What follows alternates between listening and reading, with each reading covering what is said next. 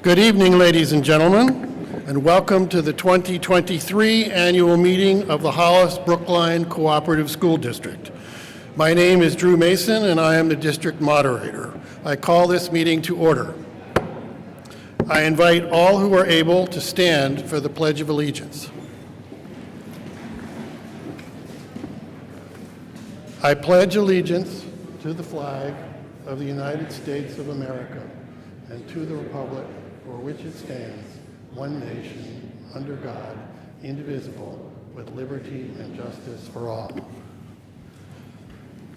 Our schools provide instruction, encouragement, and opportunity for our students across a variety of disciplines, including academics, sports, and the arts. I invite all who are able to please stand for the national anthem performed by the Hollis Brookline High School Flute Ensemble, directed by Charles Rogers.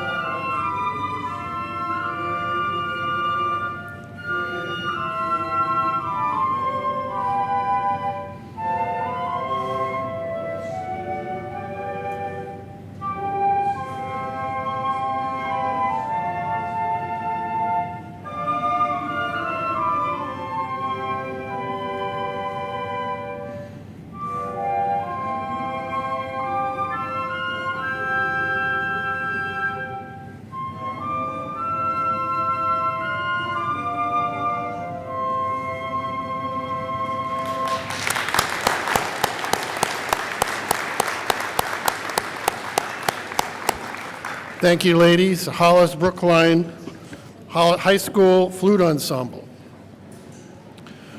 I invite all serving members of our armed forces and all veterans to stand and be recognized.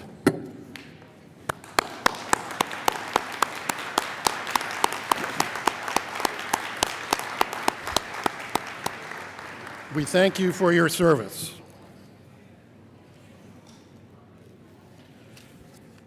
I invite School Board Chair Holly Durlow-Babcock to introduce the members of the school board.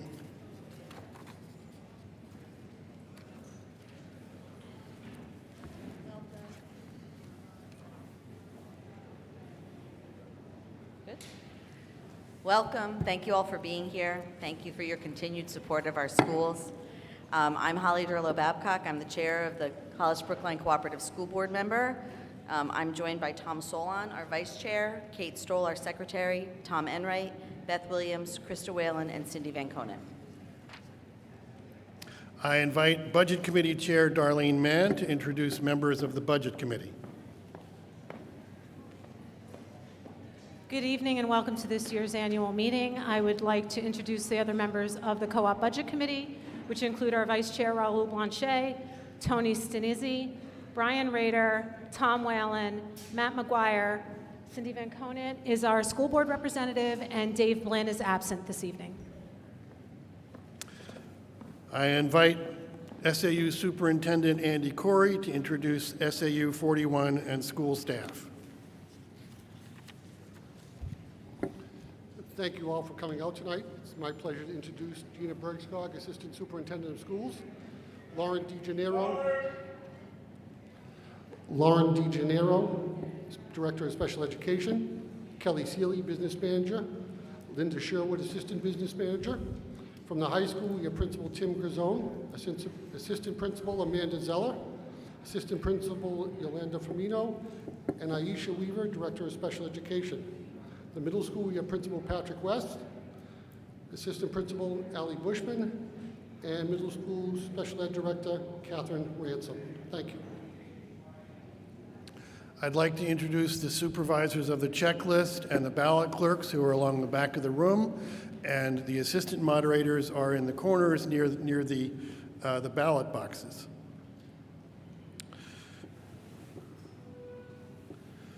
This building and this meeting are mask optional. I ask that members be thoughtful and considerate of others who might have different views about masking. The fire department would like to remind you that this room has 4 sets of exits, 2 over there and 2 back here. Please do not block the exits in case of emergency. We are recruiting. Across the 2 towns, no one is running for the positions of Brookline School Moderator nor Hollis School Moderator. The school districts, indeed both towns and the co-op, need people who are willing to pick up the gavel. Peter and I are not getting any younger.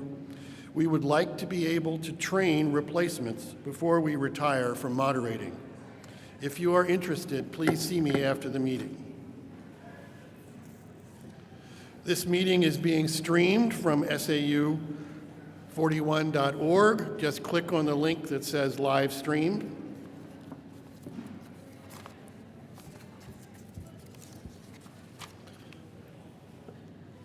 Also on SAU41.org, you can find a copy of this meeting warrant. There's also posted in the back corners of the room a copy of the proposed budget and a copy of this presentation. We're just at the start of an active meeting season. Next Tuesday is Election Day and also official ballot voting day for the Brookline School District. That's Tuesday, March 14th. In Hollis, it will be 7 a.m. to 7 p.m. at the Lawrence Barn. In Brookline, it will be 7 a.m. to 7:30 p.m. at Captain Samuel Douglas Academy. The next day is the Brookline Town Annual Meeting for the business session. Again, that will be at 7 p.m. at CDSA, and also the Hollis School District Annual Meeting will be at 6:30 in this room right here. Finally, the Hollis Town Meeting will be Saturday, March 18th, again right here in this room.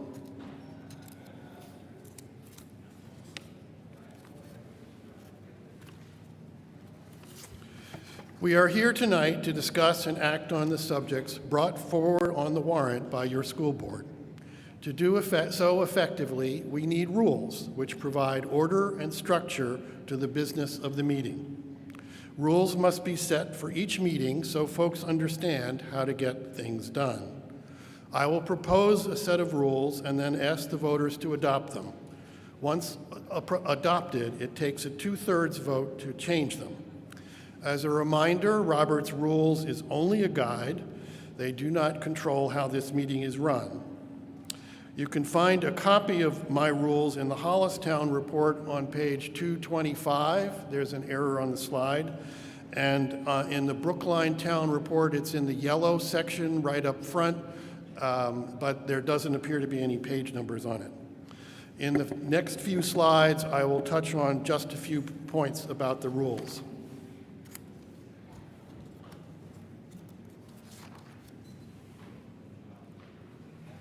If you wish to speak, come up to the microphone, show your voting card. Please wait to be recognized by the moderator. This room is not designed as a meeting hall, so sometimes it's very difficult to hear. The echo badly, someone speaking right there, it may be almost impossible to understand what they're saying. Announce your name and address clearly so the clerk can hear it. You may speak once, only once, until all other first-time speakers have a chance. Your time is limited to 2 minutes and cannot be yielded or transferred to someone else. Sponsors of petition articles may have 10 minutes to present their arguments, and sponsors of amendments may have 5 minutes. When you get close to your time limit, I will give you a signal. When you're out of time, I will give you a second signal. Be germane, if possible, be brief. Avoid repeating points that have already been made. Above all, please be courteous. It is possible to disagree without being disagreeable. Disruptive behavior or personal attacks are out of line, out of bounds, and out of order. To clarify, speaking without being recognized or failing to stop when your time has run out is disruptive behavior.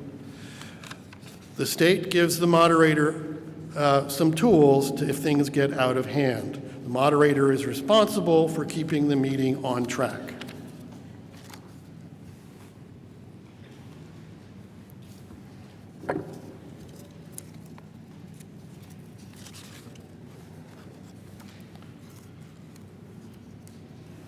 The purpose of a point of order is to bring to the moderator's attention that the meeting rules are not being followed. If you raise a point of order, please be clear about which rule or rules are not being followed. The motion can also be used to appeal a ruling of the moderator. It cannot be used to ask a question or make a motion. Those can only be done when the voter has the floor. Over the past few meetings, I have been trying different approaches to how we end debate. Listening to feedback from voters, this is my proposal for this meeting. A motion to end debate may be made after waiting your turn in line, or the motion can be made directly from the floor if no other speaker has the floor. It may not be made after the voter makes a speech, and I will not accept it if there has not been sufficient debate. For example, the first speaker after discussion is opened should not try to end debate. The motion is not debatable and requires a 2/3 vote to pass. In any case, all voters already in line will have the chance to speak. A motion to reconsider is useful and appropriate if new information comes to light or spending approaches the 10% rule limit. It allows the voters to discuss a matter further and vote again. The motion can only be made by a person who voted on the prevailing side. It is debatable and requires a simple majority to pass. A motion to restrict reconsideration does not block reconsideration of a previous motion or article. If passed, it requires that any subsequent reconsideration of the vote cannot occur for at least 7 days. The motion can be applied to any previously completed and declared vote. The motion is not debatable and is in order any time the voter has the floor. My copy of Robert's Rule is more than an inch thick. It is simply not possible in a few pages or a few slides to take into account all the possible motions and situations that can occur. The moderator has the responsibility for making rulings on such matters as things come up. However, this is your meeting. State law gives the voters at the meeting the ability to appeal and overrule any interpretation of the rules that the moderator may make. If you disagree with a ruling, come to the microphone and raise a point of order, being clear what you are appealing. A second is required. The meeting then has the opportunity to vote on the ruling. If the ruling is a direct application of one of the rules, you need to suspend or change the rules rather than simply make an appeal. These actions require a 2/3 vote. Shall the school district vote to adopt the rules for this meeting as proposed by the moderator? Is there a motion? Who moved it? Mr. Belanger, second? Mr. Blanchet. Point of Ms. order, I wasn't fast enough to make a motion to amend. No, yes, you are. Now is the time to make such a motion.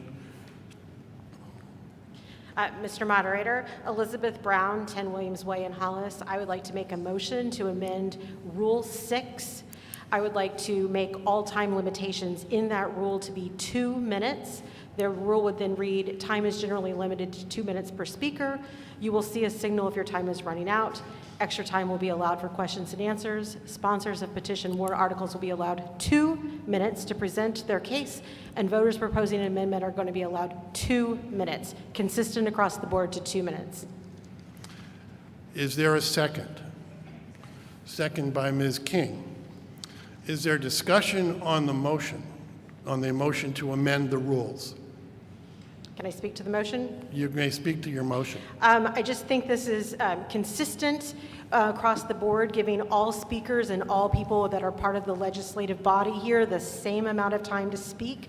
I also believe that there is no such thing as a sponsor of a petition warrant article under RSA, and so I think that if you took this rule to its conclusion, you would have all 25 petitioners who signed the petition warrant article have the opportunity to basically commandeer this meeting. So I think all of the voters that are here today should be treated equally and all be given the 2 minutes. Mr. Garuba. Oh, let me see, I got my card. I remembered it. Joe Garuba, 28 Winchester Drive. So as a petitioner in the past, the rules, I believe, say 10 minutes, a 10-minute presentation for the petitioners.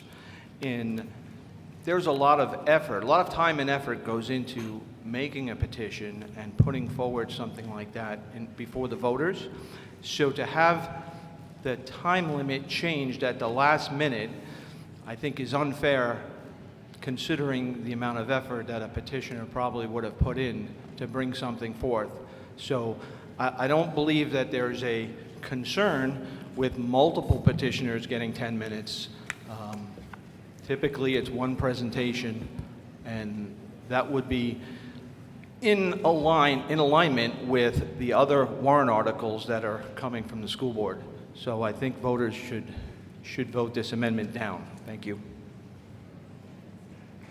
Yes, ma'am. My name is Jamar Wilder, and I live at 48 Pierce Lane. I would have to also agree with Joe and say that this is to vote it down based on the fact that it's an open forum for discussion, and every time that a new warrant is presented, someone can go to the end of the line and get 2 more minutes. So no one's restricted to 2 minutes, and I think that it's only fair to allow everyone's thoughts and points to be shared. Thank you. Ms. St. John. I'm in support of this amendment because basically the people who decide to put in a petition warrant article have the opportunity to attend the public hearing. They have the opportunity to attend budget committee meetings. They have the opportunity to attend school board meetings and present that information ahead of time and have that discussion at this point. None of those individuals are a part of an elected body. They're just a citizen, just like me, and I get 2 minutes, and they should get 2 minutes. So I don't support it. I mean, I support the 2-minute amendment. Excuse me. I support the 2 minutes. Mr. Garuba. In the past, for petition amendments, there was no opportunity for petitioners to present those at public hearings for the school board, and I'm not aware of that opportunity being afforded this year. So again, I think it's important that everybody hears all of the information to be presented so we can vote based on hearing each other's sides. Again, please vote no for this amendment. Thank you. Yes, ma'am. Pam Hicks, 8 Maple Knoll Drive. Do you have a voting card? I do. Thank you. Yes. Not all of us get to attend all of these meetings, and we do rely on this meeting to make our decisions. I strongly would support not supporting this. And there's actually been a lot of efforts at a lot of meetings to not hear the residents of this town. And this is our town, and we need to have this information so that we can make informed decisions. And we need as much transparency as possible. And by not allowing these presentations for people to speak, it really does. It comes across as people are trying to hide stuff, and it's not right. These are our tax dollars. This is our town, and we have a right to know. So please vote no on this. Hello, I just wanted to add that what Michelle said about people only having 2 minutes was incorrect because she could stand at the end of the line and speak again to that. So it's just, I feel like it's really important for our voices to be heard. I did go to a public hearing and pretty much no one showed up. And this is our time to be able to really share what our thoughts are. Thank you. Seeing no further debate, the motion on the floor is to amend the rules so that sponsors of amendments, sponsors of petition articles, and speakers all get 2 minutes each. If you are in favor of this amendment to the rules, please raise your cards. If you are opposed, please raise your cards. And the noes have it. The motion fails.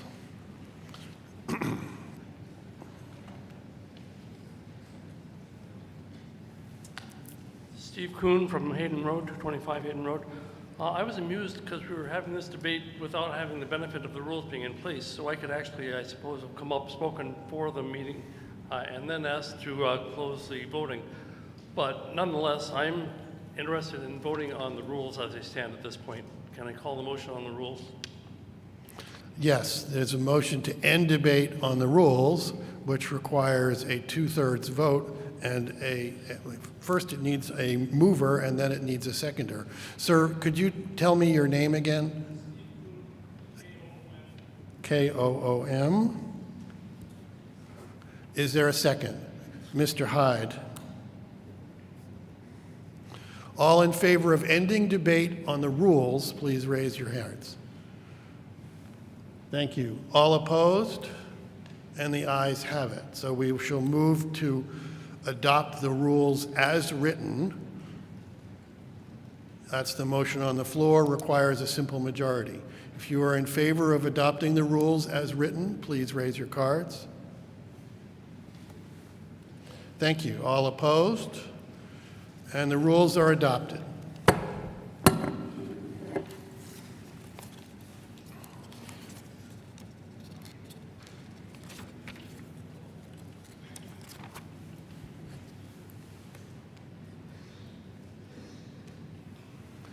I'm going to make a quick run through of the warrant articles that we are dealing with.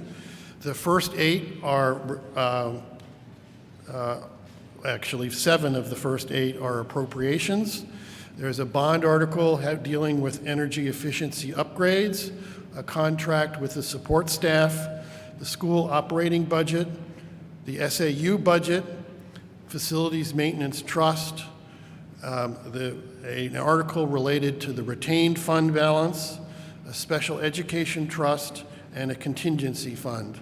If all of these articles pass as written, it looks like it'll be a total of $28.3 million, more or less. The next 5 are all petition articles. The first one, Article 9, is to amend the Articles of Agreement that forms the co-op. The Article 10 is to adopt a tax cap. Article 11 is an adjustment to the school operating budget. Article 12 is to rescind the adoption that allows the district to retain unassigned funds. And Article 13 is to adopt the requirement that tax impact appear on the warrant for all articles. Ms. Mann.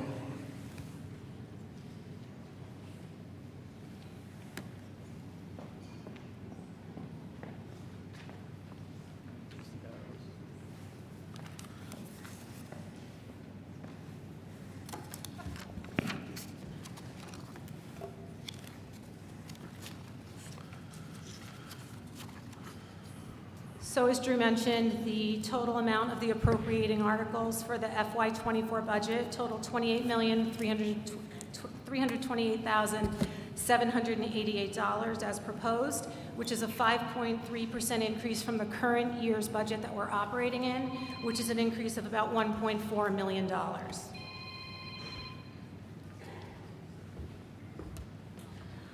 Under RSA, we are limited to a maximum amount of what can be amended, adjusted, and approved at this evening's meeting. Based on the Budget Committee recommendations and the calculation that removes some exclusions and makes it to the 10% adjustment, the maximum amount that can be approved at this evening's meeting is $29,957,084. Just to break out and talk through a little bit from a kind of pie chart perspective how the budget breaks out, you see that the vast majority of the budget, the 54%, is related to salaries and benefits.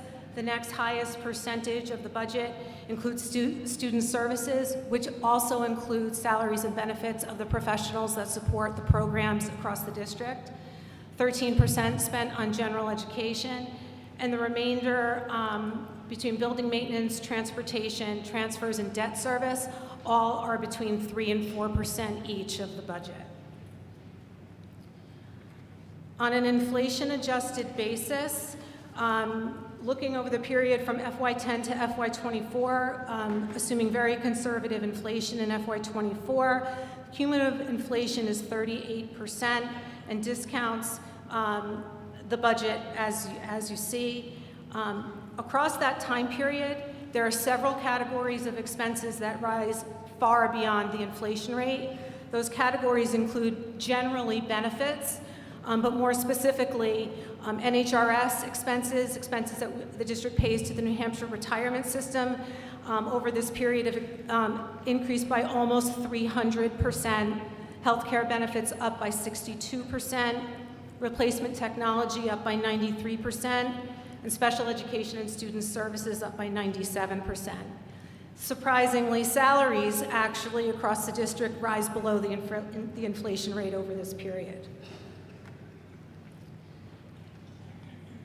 From an enrollment perspective, you'll see the lines to the left in blue are the current enrollment and 5 years worth of estimated enrollments based on NESDEC estimates.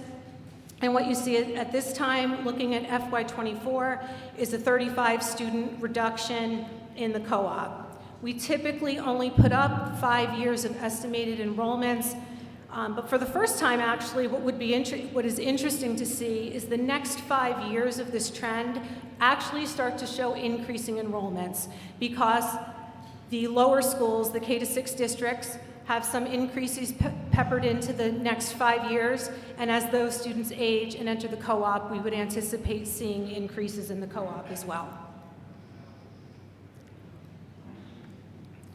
Enrollment composition plays an important part and impact to the budget.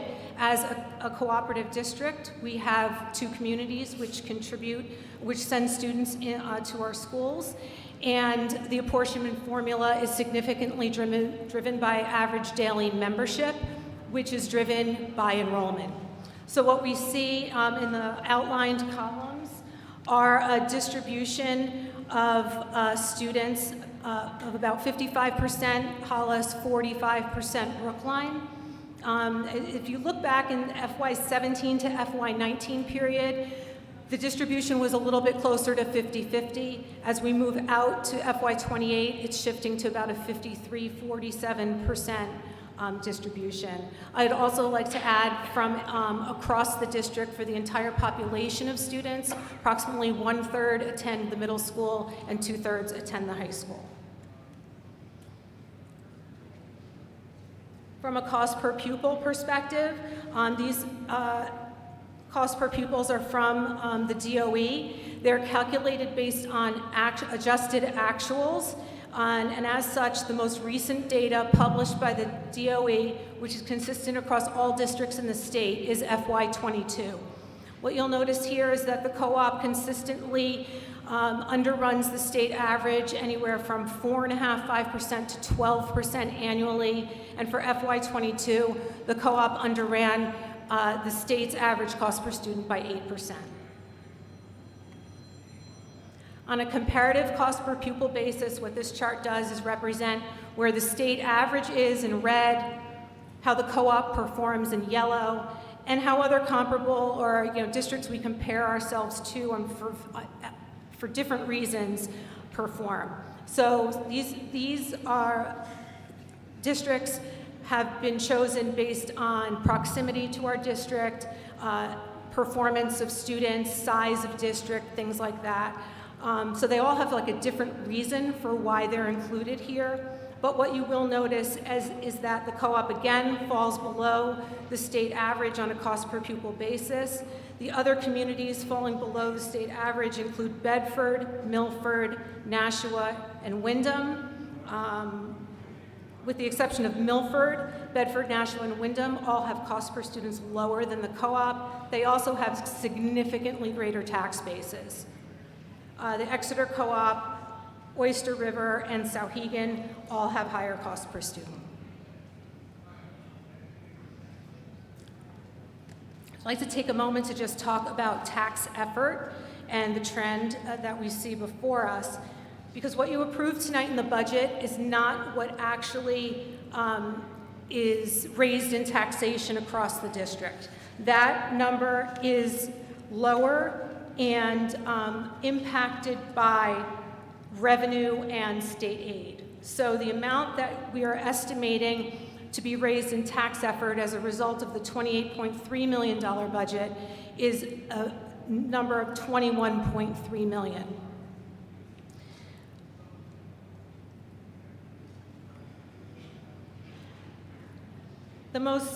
This chart just summarizes briefly what the drivers of the change in tax effort are anticipated to be for FY24. So what you'll notice here, this is consistent with information that was provided last year, is that the budget is only one contributing factor to what affects tax effort. And in this case, for this year, almost 50% of the tax effort impact is related to things outside of the budget. And those things include revenue and state aid. So as the budget goes up, tax effort would go up. As revenue decreases, tax effort would go up. As state aid decreases, tax effort would go up. So the total change in tax effort that we see year over year from last year to this year is not solely driven by the budget and driven, as I said, almost 50% by changes in estimated revenue and state aid. So I want to just take a moment and talk about the revenue attribution and what some of the differences are that we're anticipating moving from FY23 to FY24. So when we start with tax effort, when we're calculating tax effort, we start with the budget, we reduce it by revenue, we come up with an amount that gets apportioned between the two districts. State aid in each community is then reduced by that, and each community then gets an amount of tax effort assigned to it. As we look to the first stage of that calculation, the amount of revenue that gets reduced, what we're seeing as we move from FY23 to FY24 is a significant reduction in revenue. So that reduction, as you can see, is substantially attributed specifically to the first bolded item, which is the NHRS, or New Hampshire Retirement System reimbursement. There was some legislation that passed last year, and we received a reimbursement of $135,000 for 7.5% of the contribution that the district made to NHRS. This was a legislation that lasted for 1 year. Every district in the state was the recipient of it, and it's $135,000 in revenue that we are not anticipating for FY24. Although there is legislation pending that could reinstate it, right now we did not put an estimate forward for that. The other place where that has a significant effect on the change in revenue year over year is the fund balance to reduce taxes. So this is essentially the budget underrun. So last year for FY20, or anticipated for this, last year when we ended FY22, we underran the budget by a net $1.5 million. What we're anticipating as we look into this budget cycle for FY24 is a $200,000 decrease. That savings in contributing to the unreserved fund balance for this year was driven by over $1 million in student service, in savings across student services or special education as a direct result of programmatic changes transportation changes because students moved out of our district.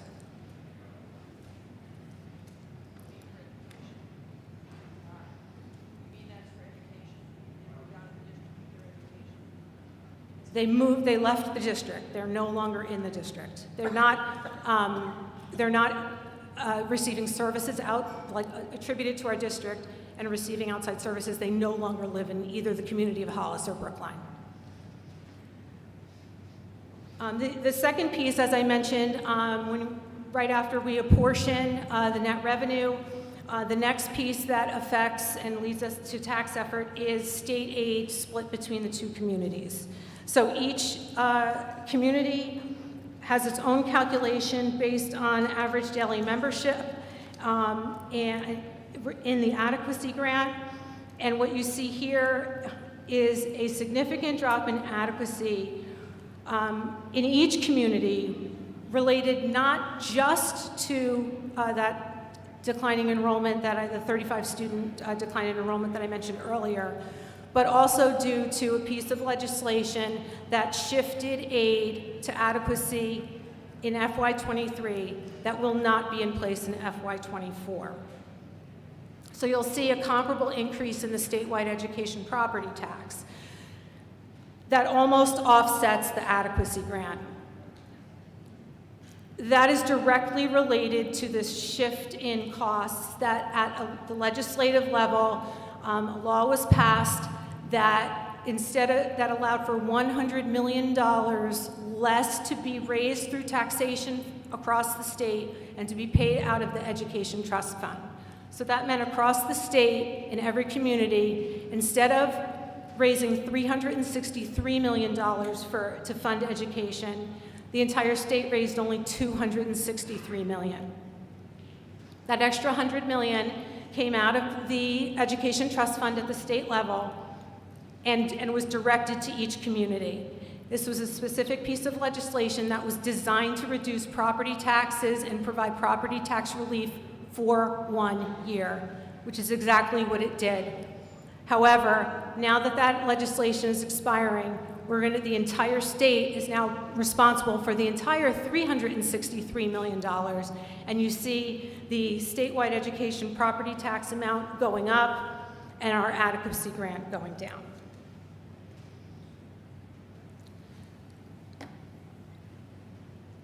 The apportionment formula has been established, I think we're in the it's the third year of us using this formula. As I said, it significantly leans on average daily membership, which is related to enrollment and how funds are distributed. There is a component on bonded costs that uses estimated equalized value as a distribution percentage to arrive at a net apportionment amount of 54% Hollis, 46% Brookline, and after the considerations for state aid, the net resulting tax effort ends up in a split that's 55% Hollis, 45% Brookline, which is $11.8 million for Hollis to raise through taxation versus $9.5 million for Brookline. So this chart just is a numbers chart of everything I just said. Some people like to see pie charts and colors to understand things a little bit better. This is purely the numbers chart. So what you see here is taking that $28.3 million for the co-op, reducing it by co-op revenue, arriving at $26.3 million to be apportioned between Hollis and Brookline. Once apportioned at $14.3 million for Hollis and $12 million for Brookline, we reduce each community's state aid, resulting in the $11.8 million in tax effort for Hollis, $9.5 million for Brookline. That would yield, based on changes to the tax bases and assessed values in the communities that are estimated, an estimated co-op local tax rate of $7.97 for Hollis, which is an 11.8% increase in the tax rate. But since the co-op tax rate is about 30% of the total tax bill, that estimated impact to the total bottom line amount that you're taxed is a 3.6% increase. For Brookline, the direct co-op tax rate impact of 14.1% dilutes down to $5.6 million when you look at the percentage of the co-op as a percent to total. This chart basically summarizes, this year we happen to be the district that goes first. Oftentimes the co-op is the district that goes last. Highlighted in yellow are the tax rate impacts that I just indicated.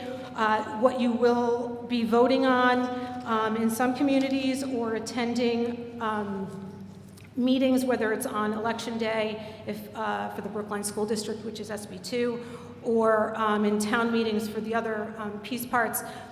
These are estimates of what the tax rate impact will be across the two communities. The co-op swept rate and the K-6 swept rate is not impacted in any way by any budget you're going to be voting on throughout this process.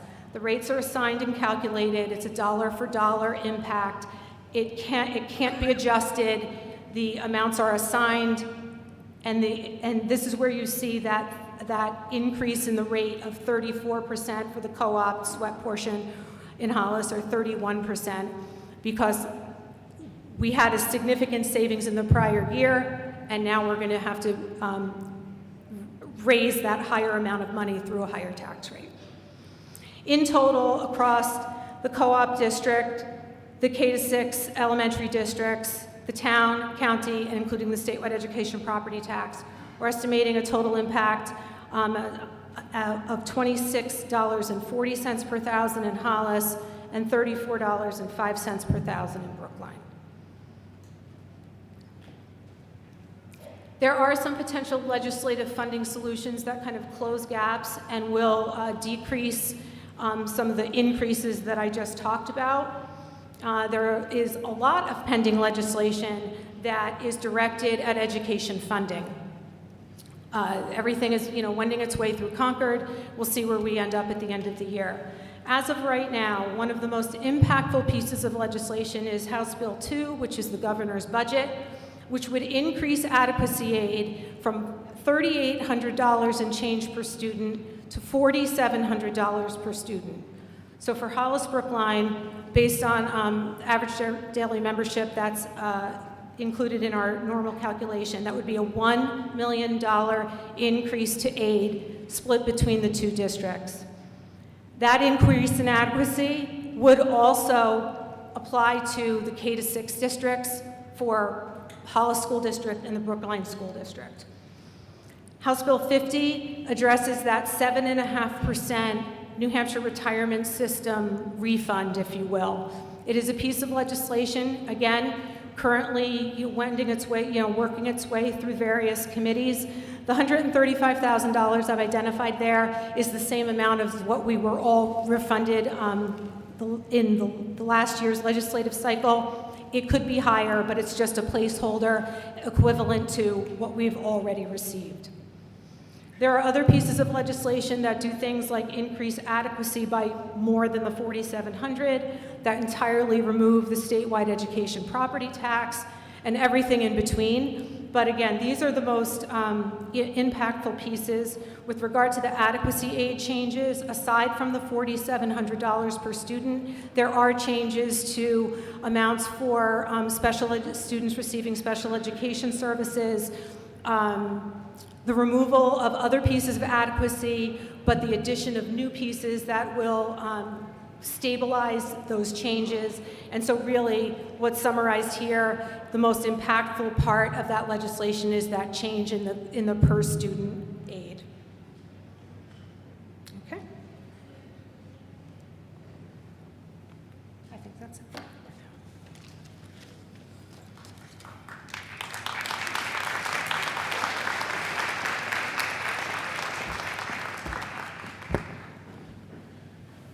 Thank you, Darlene. Now to work. Article 1, to see if the school district will vote to appropriate the sum of $3,076,806 gross budget to finance the acquisition and installation of energy-efficient LED lighting and propane boilers with associated costs for oil tank removal for both the Hollis Brookline High School and Middle School, to authorize the issuance of not more than $3,076,806 in bonds or notes in accordance with the provisions of the Municipal Finance Act, RSA 33, to authorize the school board to issue, negotiate, sell, and deliver such bonds or notes, and to determine the rate of interest thereon, and the maturity and other terms thereof, and to raise and appropriate an additional sum of $76,920 to pay debt service on such bonds or notes in the 2023-24 fiscal year. 3/5 ballot vote required. The school board recommends this appropriation by a vote of 501. The Budget Committee recommends this appropriation 701. The estimated net tax impact is 3 cents per thousand for both towns. Moved by Krista Whalen, seconded by Kate Stahl.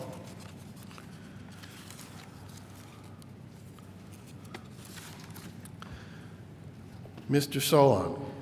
Thank you, Mr. Moderator. I'd like to propose an amendment to this article. Where is it?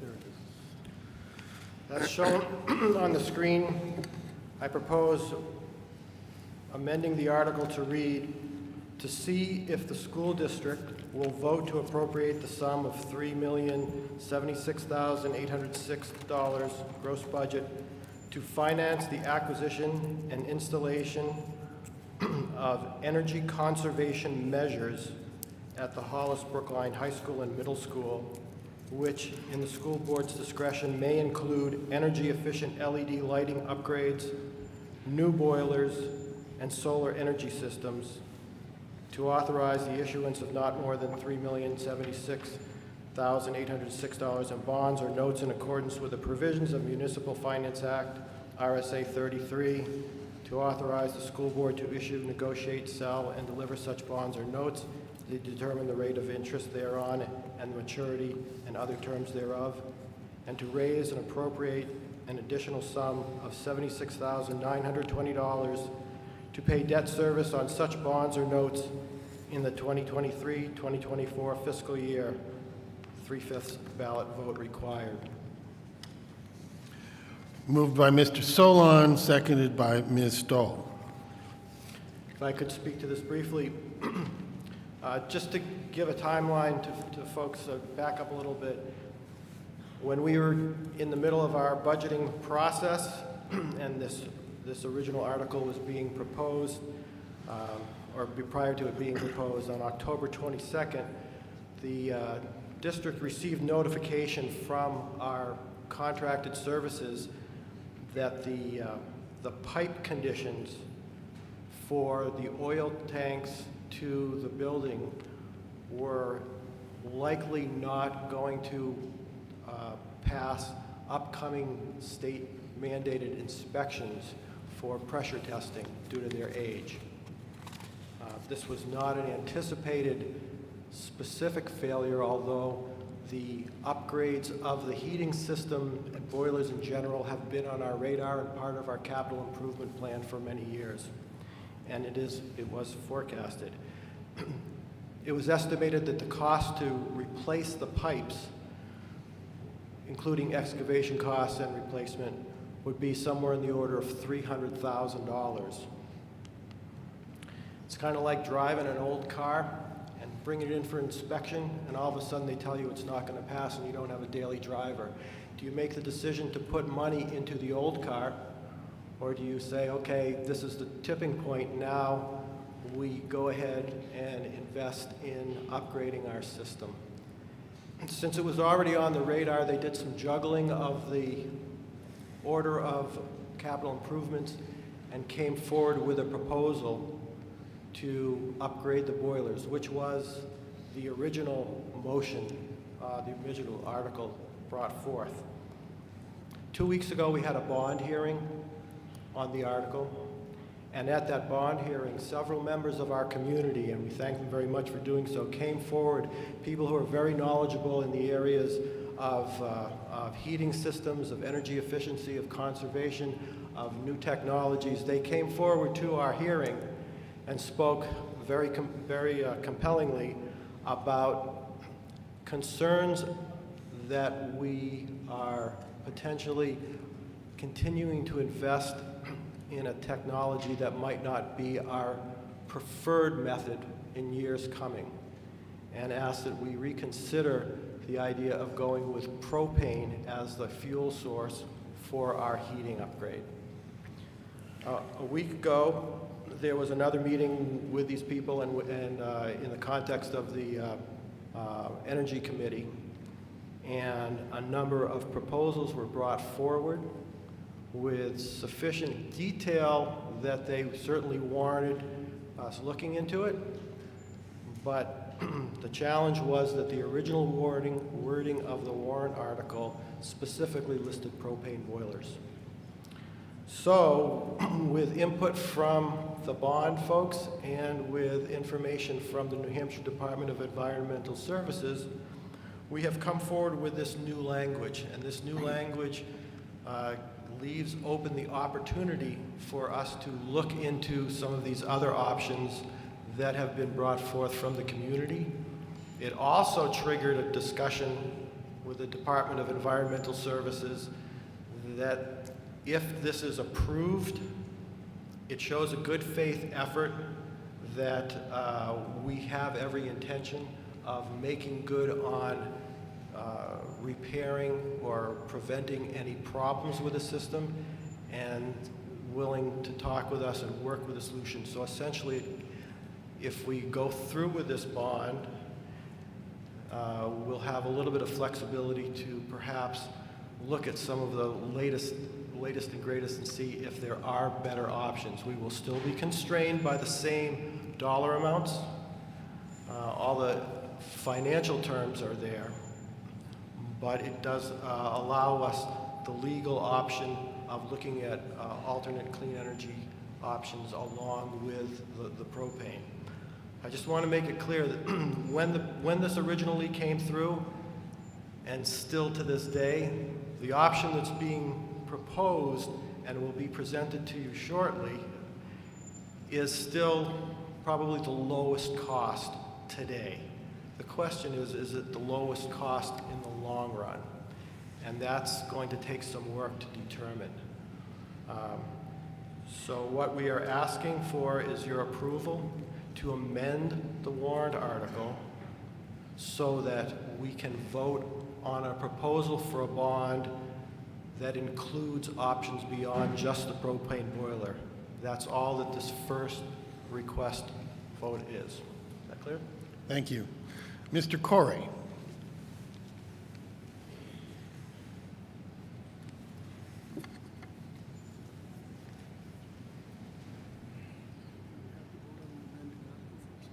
No, I want the information on the poll.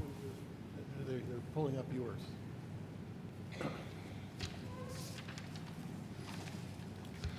Good evening.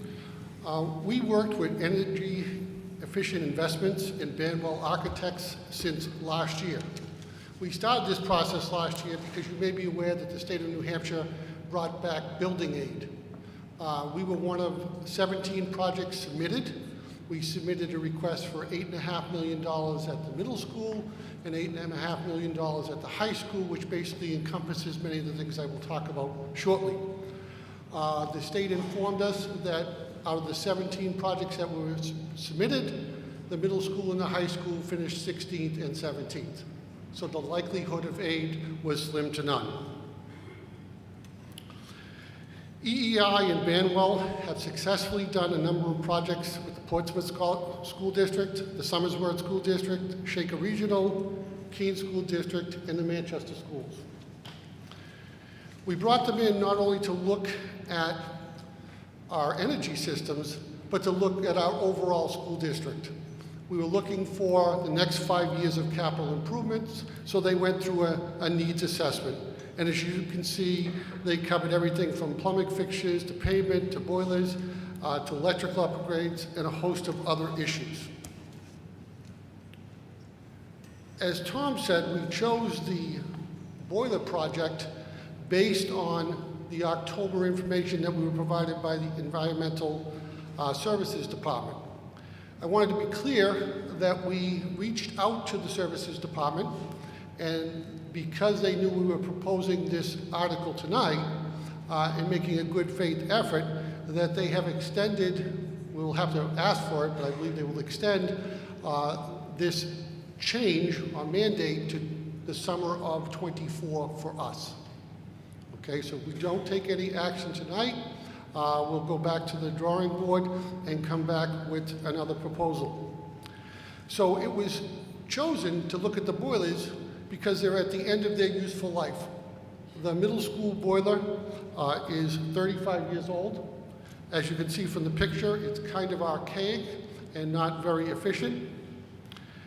And the oil lines are in need of replacement. Here's another example of what the present boiler looks like. It's made up of 3 chambers, and if one of those chambers were to go, it would take us approximately 50 weeks to get a replacement. It's becoming so that the boiler's parts are no longer going to be made, but we have wonderful experts in our communities that assist us, and when they do have struggles with the boilers, have been able to get them running, but their time has come. The high school boiler is over 25 years old, and the oil tanks that are in the ground, if you approve this, would be removed. The middle school oil tank was put in the 80s. The high school oil tank is in the 90s. Environmentally speaking, they can lead to a number of different problems. Plus, oil is trending at over $3 a gallon. We are looking at condensing propane boilers. On an annual basis, they would save between $60,000 and $85,000. That's for both the middle school and the high school combined by moving to those boilers. The units are 96% efficient, and tank farms would give the district better buying power. Right now, the Hollis School District is on propane, and the town is on propane as well. We buy together, and because we're able to do a volume purchase, we're able to get a better rate. We believe that rate will become increasingly better if the 2 schools here were added. Also, a major major in the aging systems is presently the boilers use 3-way valves, which significantly reduce efficiency. The drives and new 2-way valves will improve the comfort and reduce electricity. Condensing hot water heaters run at up to 98% efficiency. We also examined a biomass boiler, which is a wood chip. You can see this is an example at one of the schools that has moved to that technology. These boilers have an increased cost in the short term, but could have an increased savings in the long term, but also potentially require additional savings. As Tom alluded to, that's one of the areas we want to go back and revisit, yet staying with the overall cost projection of slightly over $3 million. This is a picture of the high school boiler. Again, when you compare these to modern day boilers as we've installed in both the Hollis schools, they're very outdated. One of the other pieces in the proposal is talking about the school lighting. As part of our ventilation project last summer, you're sitting in a gym that has replaced its lights with LED lighting. It's significantly enhanced the amount of light that we get while reducing our electricity. Both Hollis and Hollis Upper Elementary School, the primary school as well, were converted to LED lightings, and we're gaining those benefits. These pictures just show some examples of some areas in our buildings that are not very conducive to the learning environment. We have poor light levels in many areas. This is an example of our middle school library. And then we get to the cost pieces. As Tom said, we're not asking to change the cost. We're staying at the $3,079,000. We are looking at either propane boilers or biomass boilers, and we're looking at a combination of LED lighting and solar panels. That was one of the biggest pieces that was added to the amendment, was the solar panels.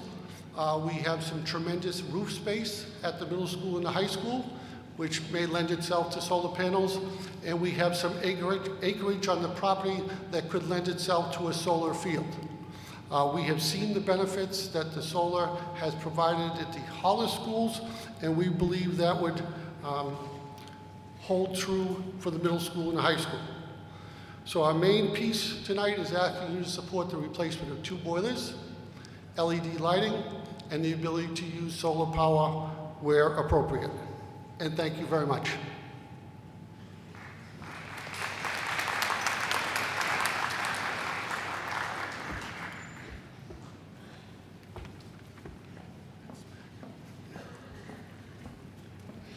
Ms. Mann.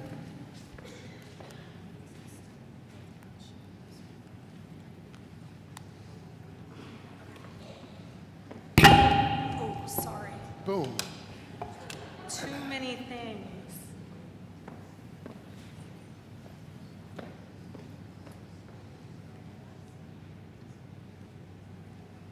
Okay. So this overview was shared at the public hearing, the original public hearing, that just gives an overview of the project itself, the estimated costs across the lighting and boiler improvements, breaking out the entire bond cost of $3,076,805, the anticipated savings of $147,000 a year, and potential rebates of $102,000. One of the things we learned from the energy consultants is that there is the potential for higher levels of rebates. They went with a very conservative estimate, and there is the potential for some additional competitive grants as well. As a quick summary, the term of the bond would be for 15 years. That's what the financial impacts are estimated on, at a very conservative 5.25% interest rate by the New Hampshire Municipal Bond Bank. And by conservative, I mean it's higher than they anticipate it to be. They always put out, the New Hampshire Municipal Bond Banks always estimates interest impacts on the high side, and they have consistently come in below the interest rates that they notify the districts of on an annual basis. This is a breakdown and identification of what the debt payment schedules looks like for the district. So the largest area in dark blue represents initial funding for the high schools and the middle school. You'll notice after 2025, that dark blue section goes away because we will have made the final payment on the middle school bond. So that is in FY25, or this time next year, we'll be talking about making the last payment, and in FY26, that payment would go away. The turf field costs are in yellow, and they continue through 2030.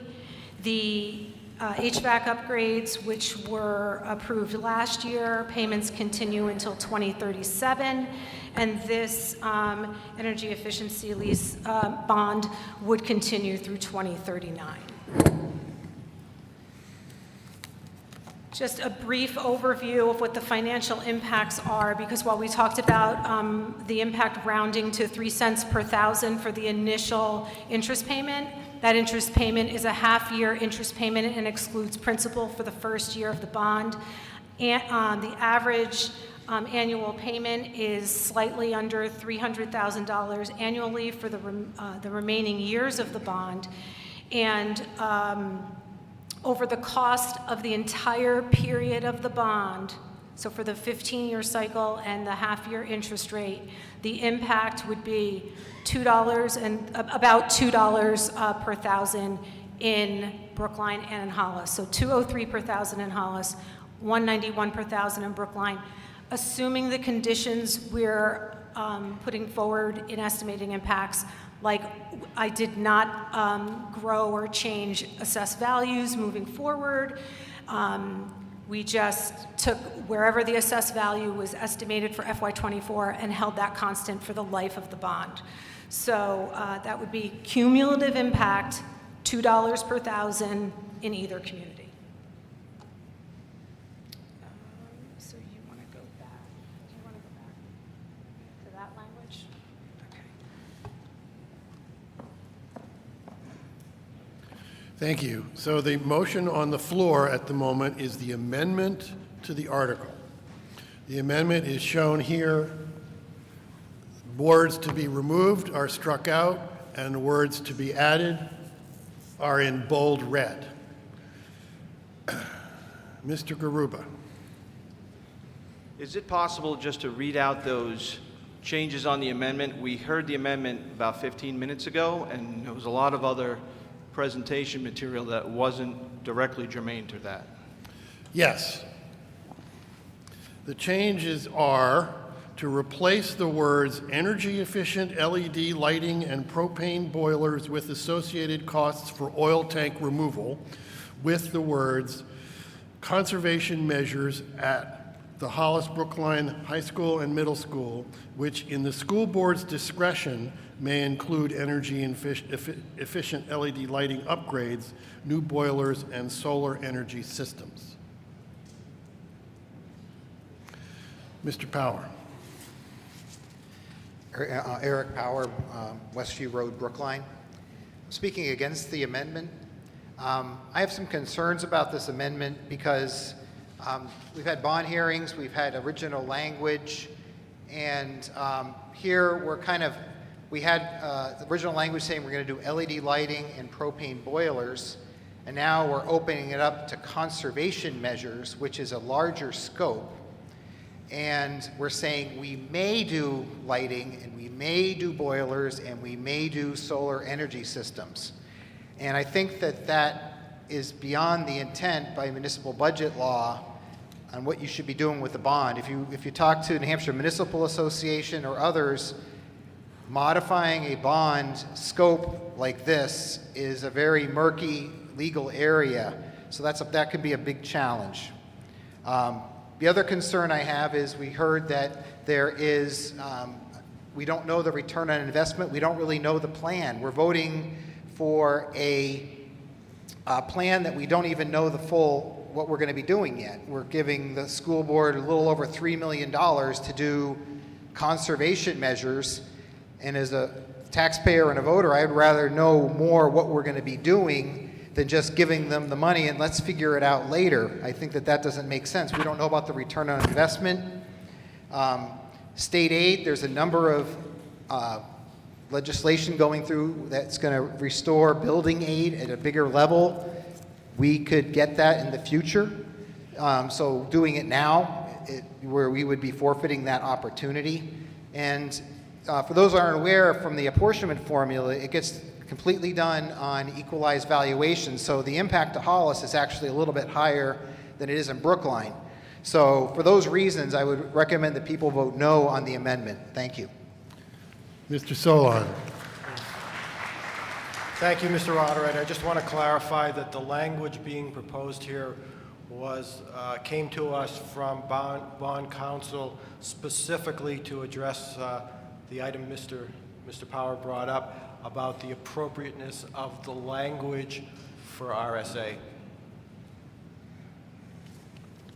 Yes, sir.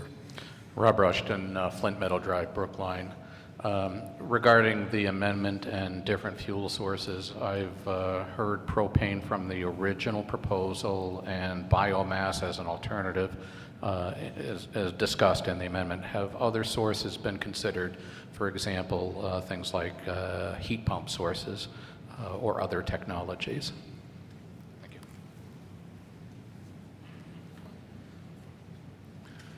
Mr. Corey. Heat pumps have been considered due to the large scope of the building. It would be very much cost prohibitive.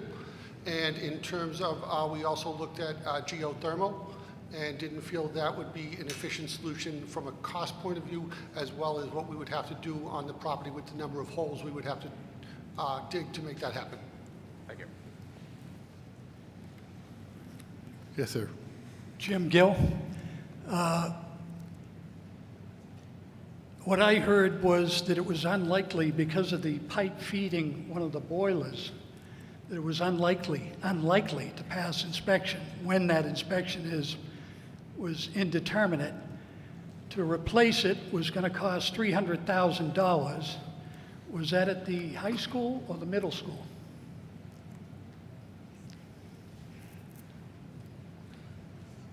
The inspection, first of all, would be this coming November, right before heating season, and our consultant feels very strongly, who's been working on our boilers and lines forever, that we will struggle to pass that.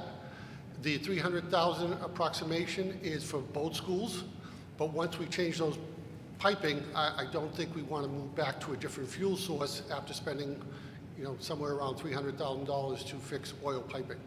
Right, so if we replace those pipes, the 300,000, 150 apiece, one furnace has got 35 years, the other one's only got 25, it's got another 10 to go at the high school, right?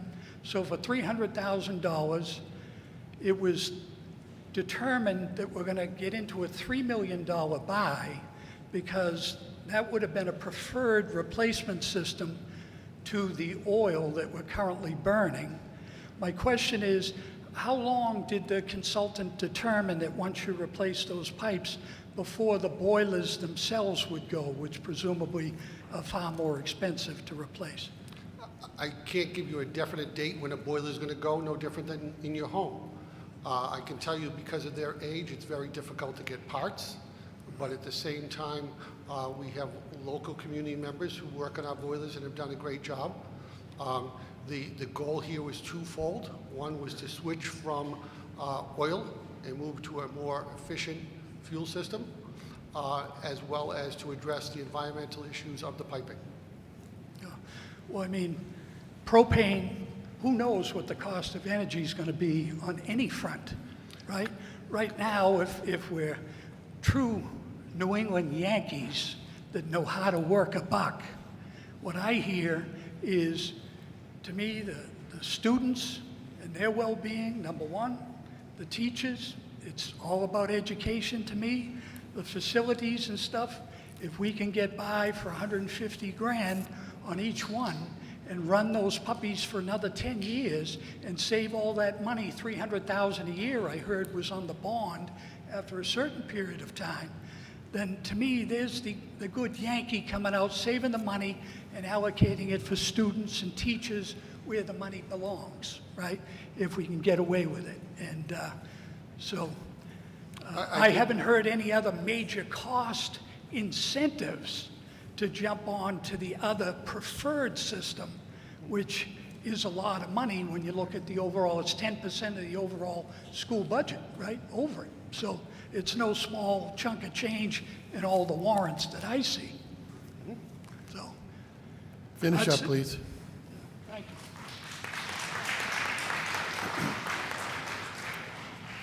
Yes, sir. Steve Edelson, Crestwood Drive, Hollis. I'm a Hollis resident, the current chairman of the Hollis Energy Committee. Myself and all the other members as citizens, because we haven't had a formal vote on this, support the proposed amendment. We were the group that were at the hearing and expressed our opinion. We also had a secondary meeting, Hollis Energy Committee meeting, where Andy and board members came and explained their plans in more detail.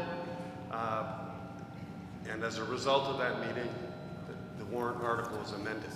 We have some of the same concerns, which is exactly how we got to the amendment of the warrant article, to give us time to come up with the best possible solution. Speak into the mic, please. To get us, there we go, to get us to have the time to get to the best possible technical and financial solution for our community, while also providing the best educational environment in terms of the lighting and environmental conditions for the students. So with that said, I'd encourage you to support this amendment and support the Hollis Hollis Brookline School Board in their efforts to provide the best solution for the community.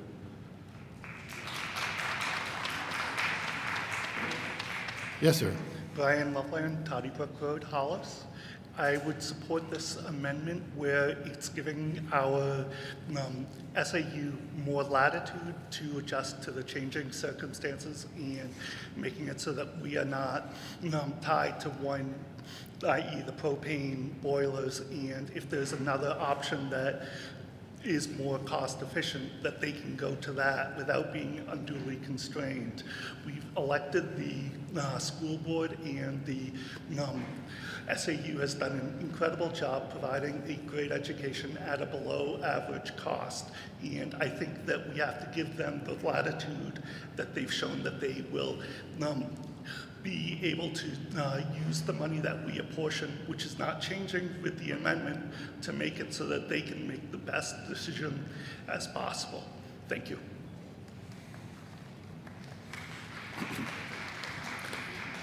Yes, ma'am. Pam Hicks, 8 Maple Knoll Drive. Not yet. She was speaking. I'm up here to not support this amendment change or to support paying for this. I feel it's premature, and conservation measures mean very different things to different people.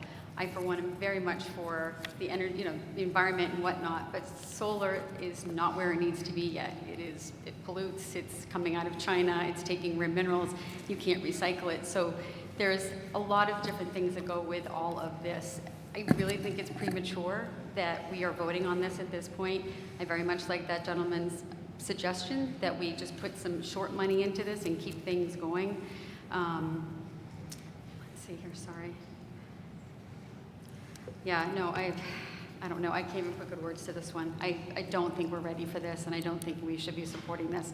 It's too much money, and it gives pretty much a blank check to those who are making decisions that it's coming out of the townspeople aren't making this decision anymore. We're handing it over to a committee to do it, or a board, and I don't have any comfort level with that. So please vote no. So a motion is made to end debate by Barbara King. Is there a second? Seeing no second. The motion was made to end debate by Barbara King, second by Michelle St. John. Mr. Darbon will be the last person to speak to the amendment. Yes, sir.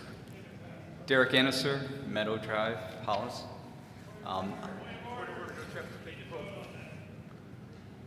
Good point. My apologies. We need to vote on ending debate, which requires a 2/3 vote. If you are in favor of ending debate on the amendment, please raise your hand. Card. Thank you.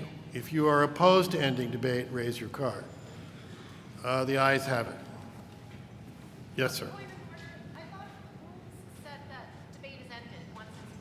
No, the rule says the last person currently in line gets to speak. Derek Anniser, Meadow Drive, Hollis. I've actually been in the HVAC business for 36 years, and just want to give you kind of an update of what's going on with all HVAC and heating equipment. Right now, typical lead times can run anywhere from 30 to 60 weeks. So to try to get a piece of equipment to keep working, or try to get parts for that equipment, the current status in the HVAC world is very difficult to get those parts right now. So if you put all your eggs in that one basket, I think we're going to have a big problem, especially if we don't have any heat in the school for the kids. So I think it would be important to move this forward with a vote to do some kind of action to get the equipment on order now so that we have time to install it properly. Thank you.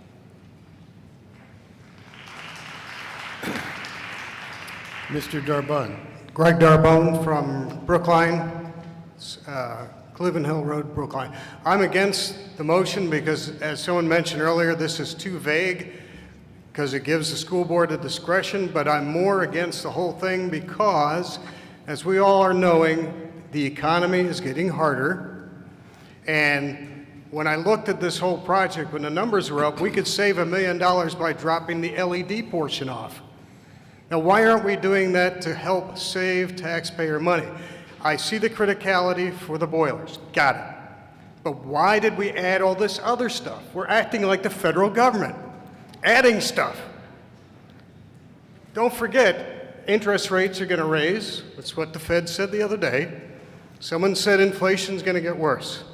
So I'm against this whole thing simply because we're not thinking smart and saying, let's help the taxpayers, all of us, all of you, everybody, and try and save a little bit of money. We could save $1 million on this by taking out the LED portion. The other question I have, did we talk to the fire department about the solar? Because if there's a fire on the roof, let's say, where we want to put solar, the firefighters have to turn all the electricity off before they can start fighting the fire. That's a real problem. You know, that's the problem with solar panels right now. If you haven't been involved in solar in a fire, that's the big issue. And now we've got this huge chunk of solar on top of the building. So if there's a fire, we got a problem. Tom, go ahead. I'm done. Yes. Mr. Solon. The point brought up, the reason for the amendment is not to say you approve of the motion, the original amendment and voting for it. It is to put the options for alternate technology besides propane as options. The answer to your question, Greg, is no, they haven't been asked because the information has not been fully collected on anything other than the propane. That was the primary path, but where members of the community made a compelling argument that there should be the freedom to include other options besides just the propane if we decide to move forward, they wanted to have that. So that's the reason for the amendment, is to expand the technologies primarily for the heating system. It would allow us to include the wood burning. It would allow us to include solar-driven heat pumps. It would allow us to bring things of that nature in. It would allow us to look at them. Without the amendment, we can't look at them under this bond. That's what the amendment's about. All right, we are now voting on the amendment, which is simple majority vote. If you are in favor of amending the article as shown on the screen to allow the school board to look at other options than the propane tanks, then please raise your cards. Thank you. If you are opposed, please raise your cards. And the ayes have it.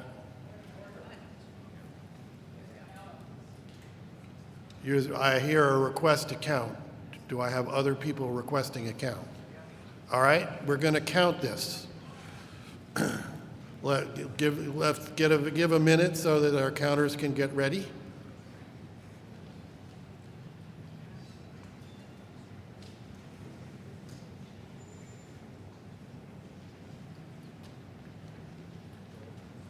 All set? If you are in favor of amending the article as shown on the screen, please raise your cards. Keep them up so the counters can see it.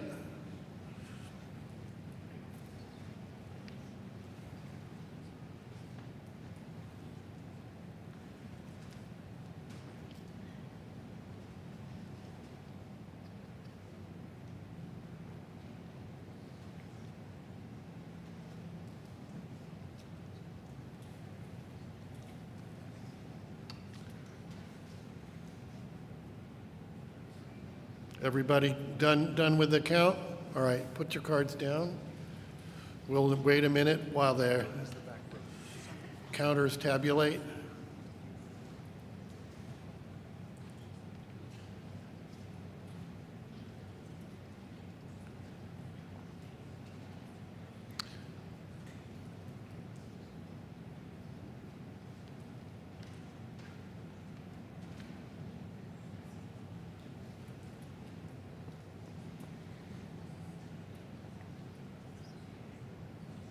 Are you ready for the noes? If you are opposed to this amendment, please raise your cards.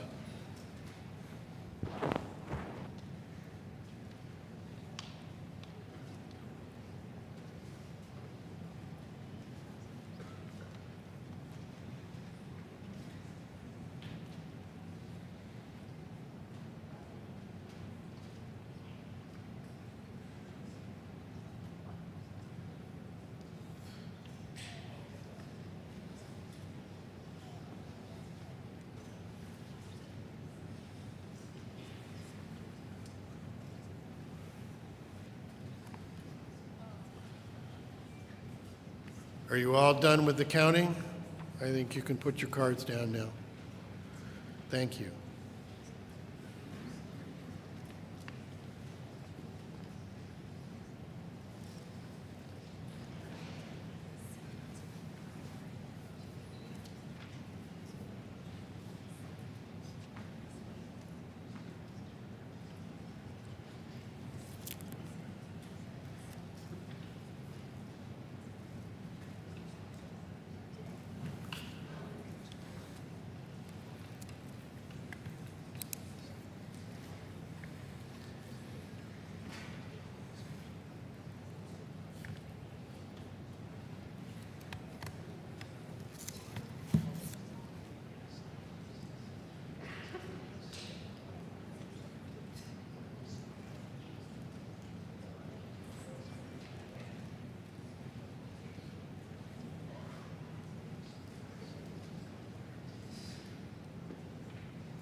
Doing math in public is hard.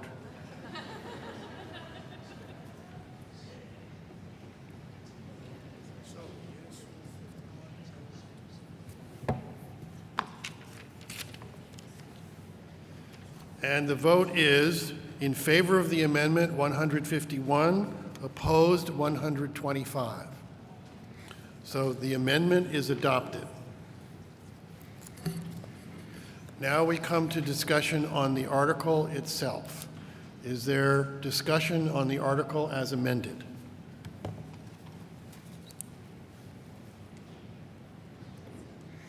Seeing none, we will move to a vote. This is a ballot vote. You should already have received a yes/no ballot from the clerks. Because it's a bond issue over $100,000, the polls will be open for at least an hour. It is, according to my watch, 8:04, so I will keep the polls open until at least 9:04.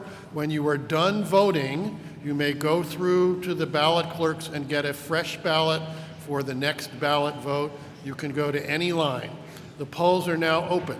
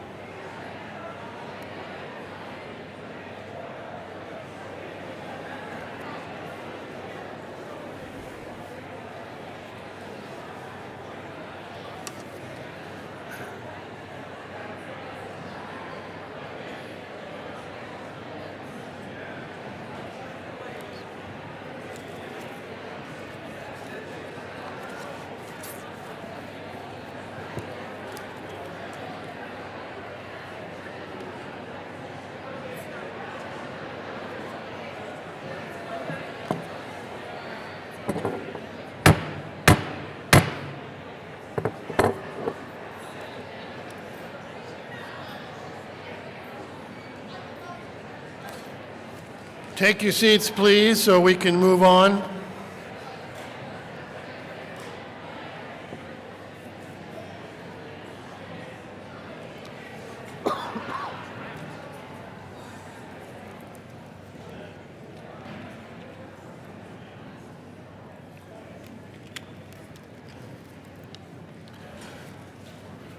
I want to make sure people understand that as a bond vote, it requires a 3/5 majority to pass.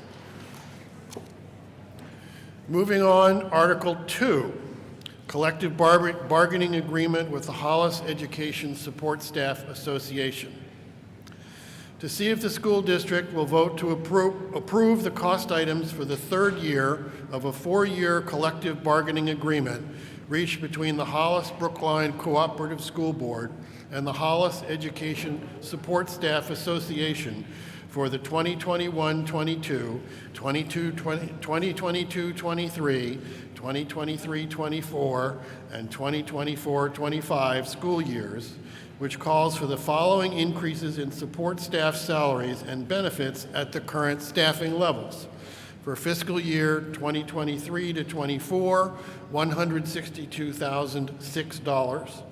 And further to raise and appropriate a sum of $162,006 for the third fiscal year, that's 2023 to 24 school year, such sum representing the additional costs attributable to the increase in support staff salaries and benefits required by the new agreement over those that would be paid at current staffing levels.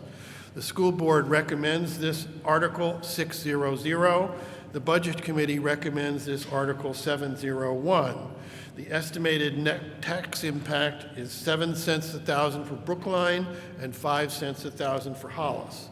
Moved by Krista Whalen, seconded by Kate Stoll. Ms. Whalen.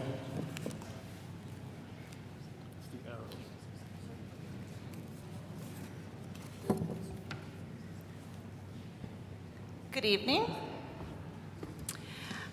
This was, in the past, this would have been the third year of a third-year HESA contract. HESA is the Hollis Education Support Staff Association. The support staff includes our paraprofessionals, our custodians, our food service staff, and our clerical workers.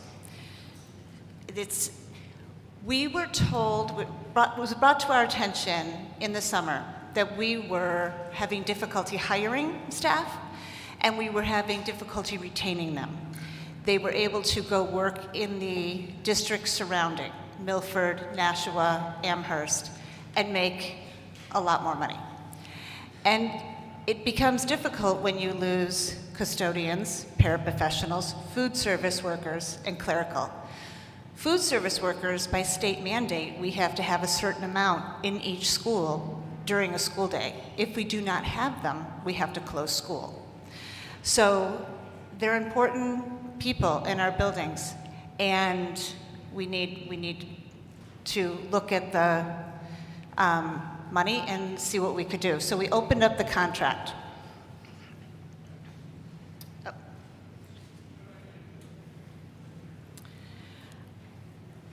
When we opened up the contract, we re-examined the wage structure. That was all we were focusing on, were the wages, none of the language at this point. So during this, we took the opportunity to clear up the salary tables because there were a number of parts in the table where people were making 10 cents more when they went to the next step, and some people were making 70 cents more when they went to the next step. And we've tried to clear it up in the past, and we've had a lot of difficulty. But this time we just settled down, and with the help of our business manager, we're able to put the salary tables into just clearer increases. We eliminated a base step. We added a step 9 so that we wouldn't be taking too much off of the tables. We retained the insurance caps, so the insurance will remain the same. The increases to the caps will remain the same as they would have if we had kept it the third year. So it's a $50 increase annually for single and two-person and a $25 increase for families. and we increased the starting salary to $15 an hour. So the cost highlights, and what comes up to $162,000 is the salary we need is $144,000 more this year. The health insurance is $18,000 more. On step, the increases are 8 to 9%. Off step, they're about 8%. And we understand percentage-wise, that sounds like a lot of money.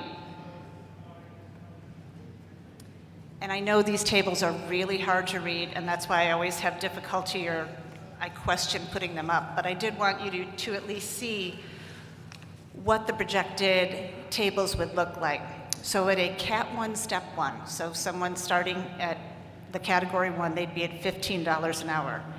At our highest category and our highest step, it's $25.41 an hour. Again, we have about 50 people in the support staff. About 2/3 are full-time, 1/3 are part-time. And we are asking that you support this. We are not only competing with the local districts for amazing people that do amazing jobs for our students, and every one of them have contact with our students and work with them and help them in different ways. But we are also competing with all the retail outlets and number of businesses around. I just went to Target today, and as I walked in, there was a sign on the door that said starting wage $17 an hour, and I thought, holy cow, I keep trying to keep up. We're asking you to support the support staff contract. Thank you.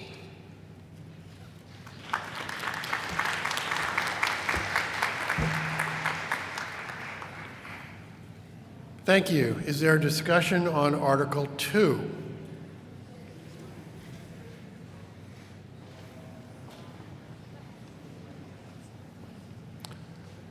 Mr. Power. Yeah, Eric Power, Westview Road, Brookline. I have a concern about this because we had the support staff contract keeps getting bigger and bigger. We have 8, 9% raises.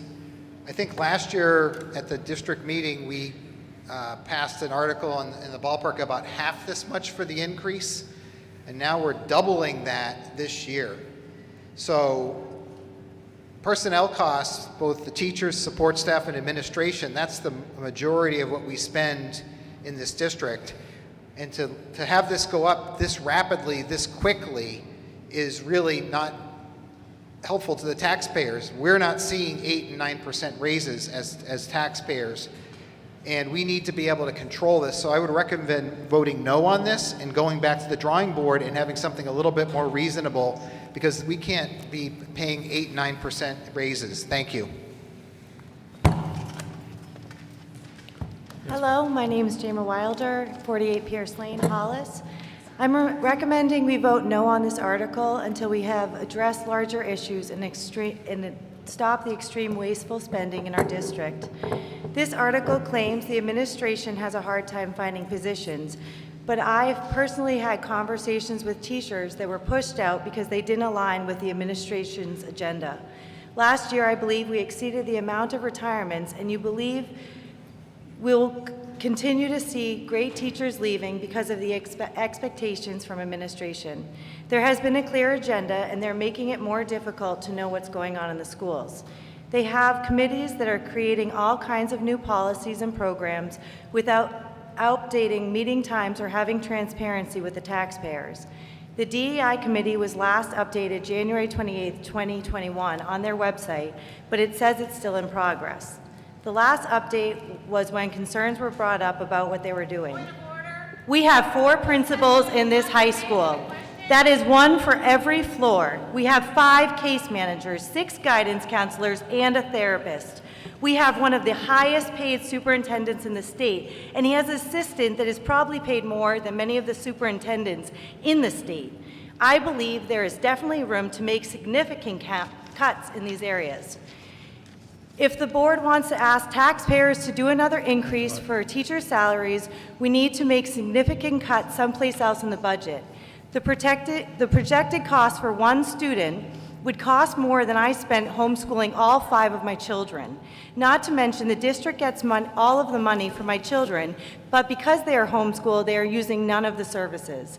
I also don't agree with giving faculty bonuses out of the ESSER funds. You do understand this is support staff, not But this is the negotiations with it, and there are no teachers involved here. I'm saying all of it should stop. All of the increased spending should stop until we really look at what we're spending. Thank you. Brian Loveland, Toddy Brook Road. While the raise of 8 or 9, the raise of 8 or 9% sounds high, you have to look at what it's getting not raised off of, because these vital employees are getting grossly underpaid and are able to leave for higher paying jobs. At $15 an hour, you can get a job at Dunkin' Donuts or McDonald's plus benefits. This isn't an extravagant salary request. It's something that we need to treat the support staff with respect and pay them fairly. Thank you.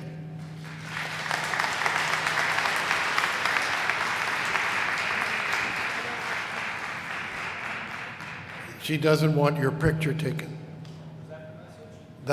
She was looking at you. Doesn't matter why. Sorry. Michelle St. John. Yeah. I have a question for Krista Whalen. So one of the commenters prior to me said that the percentage of the salary increase is outrageous. I would like you to tell us the dollar figure for those and the salaries for those individuals, what their hourly pay is, and what the percentage equivalent is in cents. Thank you. Oh, jeez. So you want me to do math, Michelle? I'm trying to understand. Well, so do you want me to give you an example of the steps and how they'd increase? Yeah. Okay, if we kept the salary table that we were going to use for this year and did not renegotiate, the starting hourly wage would be $12.59. We put it up to $15 an hour. The Cat 5, Step 8, would be $23.62. That's as high as you can go. And that on the table right now for the one we are presenting is $25.41. So I'm not able to do the percentage off of that off the top of my head, but $12.59 divided by $15, it's a few dollars. But honestly, we've been behind for quite a while, and we're very fortunate to have a staff that continue to work for us because they love our students and they love the administration and they continue to work here. But it was getting to the point where the other districts were offering a lot more money, and still probably even more money than we're offering right now. Not probably, they are. So we're trying to get ourselves into a position where we are at least fair in what we're paying. I appreciate that answer. And so how long have some of those individuals who would cap out at just $23 an hour have been working for Hollis Brookline schools? Well, depending on where they started, probably, well, anywhere from 9 years to, but depending where they started. But if they started at step 1, then for 9 years. Yeah, so for 9 years, they've been getting less than a living wage.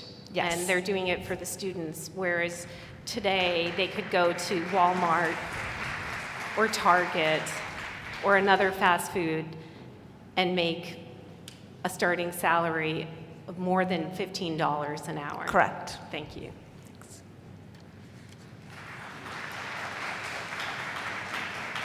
Ms. Shandley, Marianne Shanley, Buttonwood Drive in Hollis. speak into the mic. These employees are adults, I presume. They're not high school kids, because high school kids are in high school and they can't work while they're in high school. My daughter works at Market Basket, and she's making, I think, $13 an hour as a part-time high school student. We need to pay our adult employees who have bills and mortgages or rent and food and kids to support a decent wage. $15 is rock bottom, really, rock bottom.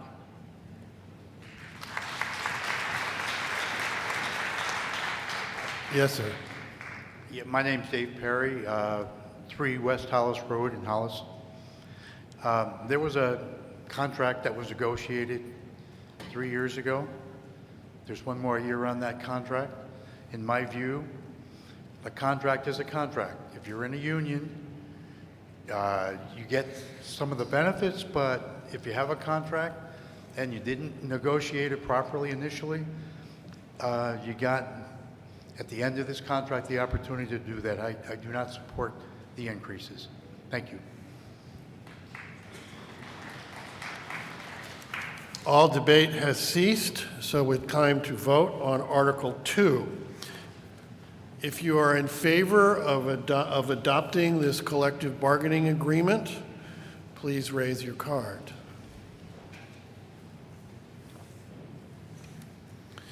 Thank you. If you are opposed, raise your card. The ayes have it.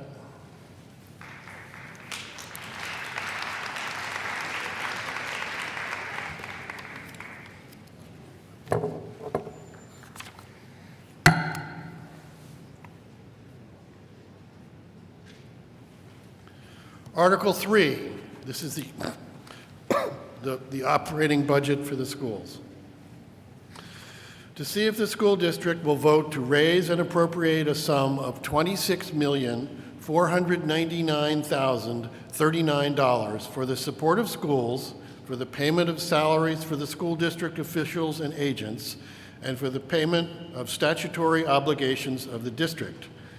This appropriation does not include appropriations voted in other warrant articles. The school board recommends this Article 600. The Budget Committee recommends this Article 800. The estimated net tax impact is $7.63 per thousand for Hollis and $12.83 per thousand for Brookline. Moved by Darlene Mann, seconded by Holly Babcock. Ms. Mann.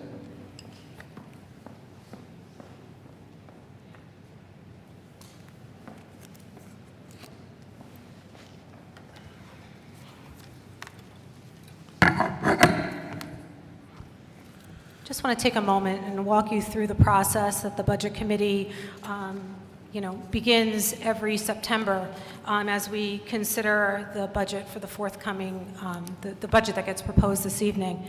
The Budget Committee in September of a school year begins to look at, strategic changes, goals, and initiatives that are going to affect the budget for the that we're going to be proposing. While we're doing that as a Budget Committee, the district has already gone through at least one view of the budget throughout the summer and is already evaluating cost impacts, projects, and prioritizing wants and needs and things like that. In October, the Budget Committee evaluates economic conditions, looks at these the various components of the budget, and puts together what's called preliminary guidance. So it's a target that we put out to the administration based, as I said, on economic factors and changes, expected changes and known things that are going to happen. For instance, we know what New Hampshire retirement system rates are going to look like. We know if a teacher's contract is going to be presented. We know that there's the potential for a support staff contract, things like that. And in October, the Budget Committee sees its first view of the budget from the administration. We put together preliminary guidance, and every year ask the district to go back and meet or improve upon the guidance that we put forward. And that's exactly what happened this year. And so after October, in November, the district came back with an improved budget number, and the Budget Committee came back and said, well, that's great, we'd like you to improve again. And they did. And they came back, and for the second year in a row, interestingly enough, as I was looking at last year's presentation,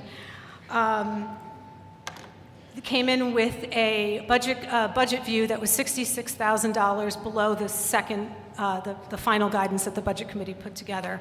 When I was looking at last year's presentation, they came in $65,000 below last year's guidance. So it's just kind of a funny coincidence. And from there, we continue to review, discuss warrants, and review what the impacts are going to look like.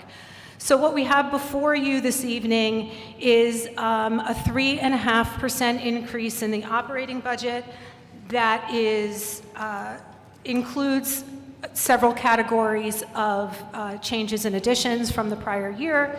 And in this case, the full-time equivalent or headcount changes total 1.5 headcount, which is an additional paraprofessional at the middle school, and half of an IT professional at the high school, and some additional stipends for extracurricular activities.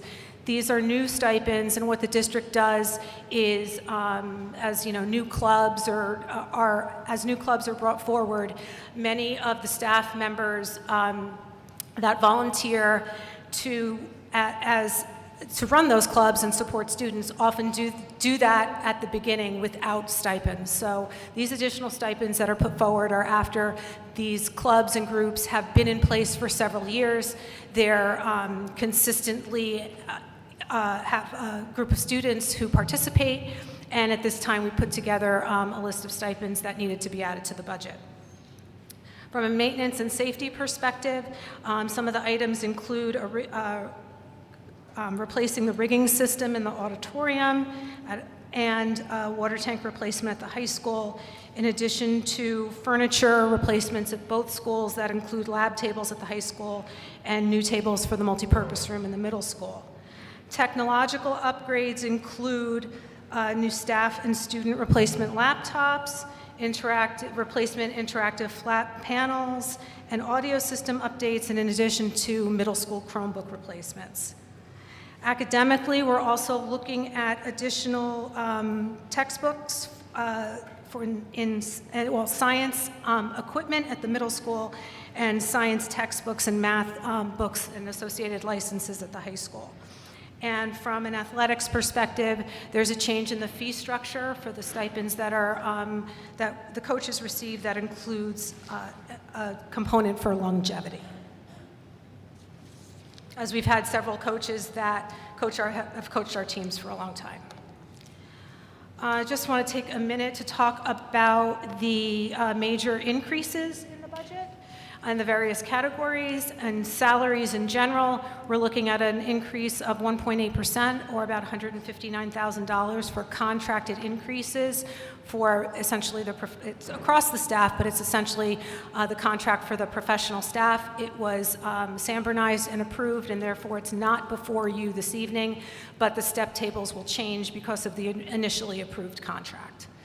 From a student services perspective, we see $275,000 in additional costs related to programming changes and requirements for our students, in addition to that paraprofessional that I mentioned. Athletics, we see the $32,000 that's related to that revised stipend structure. The replacement computers in the $113,000 range, and general new items of $494,000. So that new items category comprises the rigging system, which is a substantial cost of, I believe that's $225,000 just to replace that rigging system, in addition to the other furniture and replacement items like doors and facilities maintenance items that need to be addressed. On the decrease side, we see $108,000 in savings because we have fewer teacher retirements. For New Hampshire retirement system, for the professional staff, there's a biennial rate change that will actually result in a reduction to the rate that we pay to the New Hampshire retirement system, which will save the district $68,000. Just under $17,000 of savings in professional development, and some reduced materials on the textbook line of $27,000.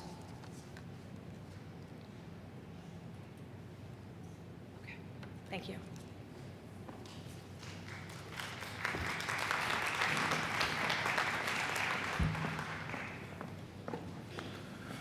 Discussion on Article 3, the operating budget.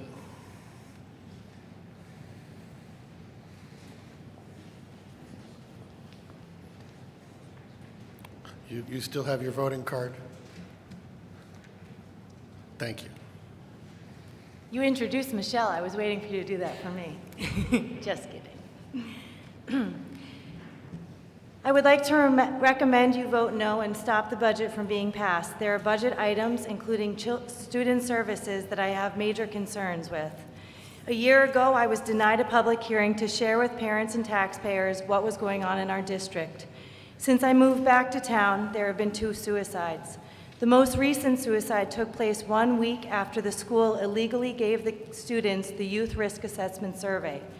They destroyed the surveys with absolutely no follow-up, and the students or parents never saw it or had a conversation. I will now read you the 6 questions specifically about suicide so that you can see what's going on in the schools. Is this relevant to the budget? It is. The next 6 questions ask about sad feelings and attempted suicide. Sometimes people feel so depressed about their future, they may consider attempting suicide, that is, taking some action to end their own lives. During the past 12 months, did you ever feel so sad or hopeless almost every day for 2 weeks or more in a row that you stopped doing some usual activities? Yes or no? During the past 12 months, did you ever seriously consider attempting suicide? Yes or no? During the past 12 months, did you ever make a plan on how you would attempt suicide? Yes or no? During the past 12 months, how many times did you actually attempt suicide? 0 times, 1 time, 2 or 3 times, 4 or 5 times, 6 or more times? If you attempted suicide during the past 12 months, did any of the attempts result in an injury, poisoning, or overdose that had to be treated by a doctor? I did not attempt suicide during the past 12 months. Yes, no. When you feel sad, empty, hopeless, angry, or anxious, how often do you get the kind of help you need? I do not feel sad, empty, hopeless, angry, or anxious. Never, rarely, sometimes, most of the time, always. My children's curriculum was riddled with inappropriate sexual content and divisive concepts. Many times my children would come home. I'll go to the end of the time and I'll get back. Mr. Power. Eric Power, Westview Road, Brookline. I have a concern about this co-op operating budget. It keeps growing faster and faster. And the Budget Committee even told you earlier how the budget's growing faster than inflation. It's actually, if you look back, it's been growing more than double the rate of inflation. And I don't think that there's a lot of extra money that seems to be in it. If you look at the last 2 years for the unreserved fund balance, in FY21, it was over $2.2 million was unspent. Last year, it was over $1.9 million unspent. And so there is some excess that's in this budget. And so I think we need to look at this budget, and we're also looking at a declining student enrollment. We're going down about 3% in students next year. We can't keep the same number of teachers indefinitely when we keep having less and less students. And the operating budget is where most of this occurs. So I'd like to make a motion to amend the operating budget to a new figure of $25,577,667. There's a motion to amend the operating budget to change the bottom line to $25,577,667. Moved by Mr. Power. Is there a second? Thanks, Rick. Do you wish to speak to your amendment? Yes, I'd like to speak to it briefly. The way that figure came up, it's a moderate It's 3.5% less than the figure up here. It's just about $25,000 less than last year. I think it makes a fair budget. The way the number came up, we've been doing replacement computers. It kept that line item the same. It didn't reduce it, but it didn't increase it by $113,000 as proposed. And then it also took a reduction of about $809,000 to compensate for the loss of 3% of the students. To come to a very reasonable reduction that I think we can do, that's less than half of the surpluses we've seen the past 2 years. So I'd recommend everyone vote for this amendment and this small reduction to slow the spending in the co-op. Thank you. All right, the floor is now open for discussion on the amendment to the budget. Greg Darbone. Mr. Darbone. 65 Cleveland Hill Road, Brookline, New Hampshire. And I support what Eric's doing there because if I read this slide correctly, and Darlene, correct me if I'm wrong, if I have a $400,000 house, my house in Brookline, the taxes will go up by $5,092, or how is that slide read?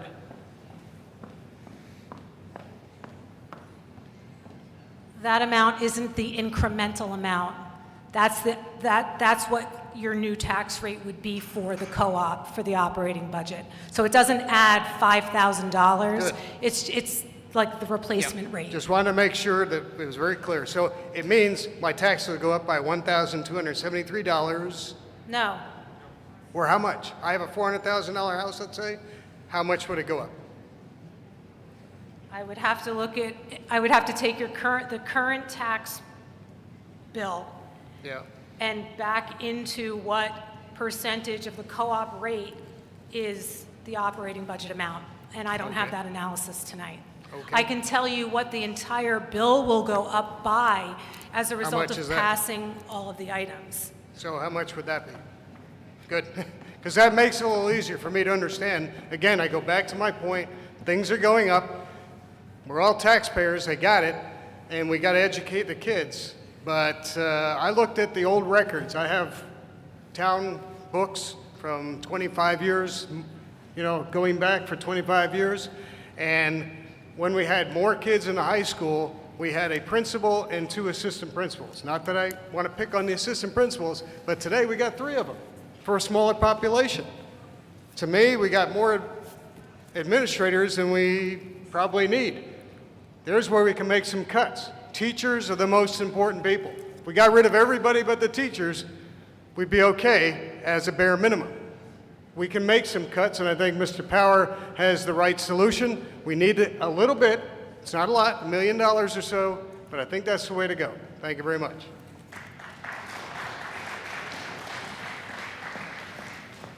Yes, sir. I probably should have gotten this number for Hollis as well, but for right now, the number for Brookline is the co-op tax rate for the entire warrant goes up $1.65 per thousand. On a $400,000 house, that would be $660. Sure. For the Hollis, the increase in the tax rate is 84 cents per thousand. So for a $400,000 house, that would be about a little over $300. Brian Loveland, Toddy Brook Road, and I Speak into the mic. I urge people to vote against this amendment. The proposal of the operating budget of $26,499,039 seems very reasonable. We have a very high-performing school district, and we want to keep that going. If you look at the costs for our school versus other schools, they are significantly lower for better results. The way that the school board and the SAU spend money should be admired, in that just because we appropriate money to them does not make them spend it and that it shouldn't be held against them that they were able to cut costs and save money and have money left over. It's not money that is going to get spent willy-nilly without any thought. The school board and administration have done a very good job at providing a great education and school system for our kids, and we need to keep it up, and we need to keep supporting them. Thank you. Mr. Rader. Hi, Brian Rader, Brookline. So the Department of Education keeps track every year of various school statistics, including the cost per pupil across each of the school districts for it. They have an extensive list of all the school districts and the cost per pupil. And Hollis Brookline is on the lower end of that. We are well below the state average. There are a few school districts where the cost per pupil is lower than it is here in Hollis Brookline. In particular, among the high schools, there were only 10 high schools in the entire state listed there that had a lower cost per student than Hollis Brookline. And yet, we also have among the highest scores for math and reading and science.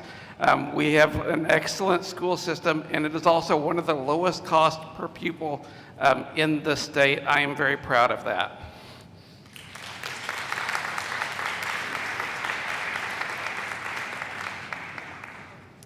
Or one of you want to speak to the amendment? I was waiting my turn, sorry. Hi, Barbara King, Barton Road, Hollis. I have a question. What would have to be cut from the budget? If we reduced it by this amount, what would we lose out of the budget? It's higher than it normally is cut, so I might not have the full list. In terms of the budget, I believe the differential from what was proposed by the school board and the amendment is $921,000 approximately. What I would recommend, ultimately the school board would decide, but I would recommend going back and looking at our new items and probably taking about $500,000 out of the new items. There are items like the computer replacement and that are critical for our students that I don't think could come out of that. So I would probably look at that and come up with about $500,000. And then if we look at a teacher's salary, because when you do layoffs, typically that is your, and a lot of times your least expensive because they're the newest in the district, so it's last in, first out. So a fully loaded, probably in the area of $70,000 or $80,000 for that individual. So you're looking at some staffing cuts. Where I would start is with departments that are seeing retirements. That would increase class sizes, particularly in math and science, which we have worked really hard to keep those numbers low.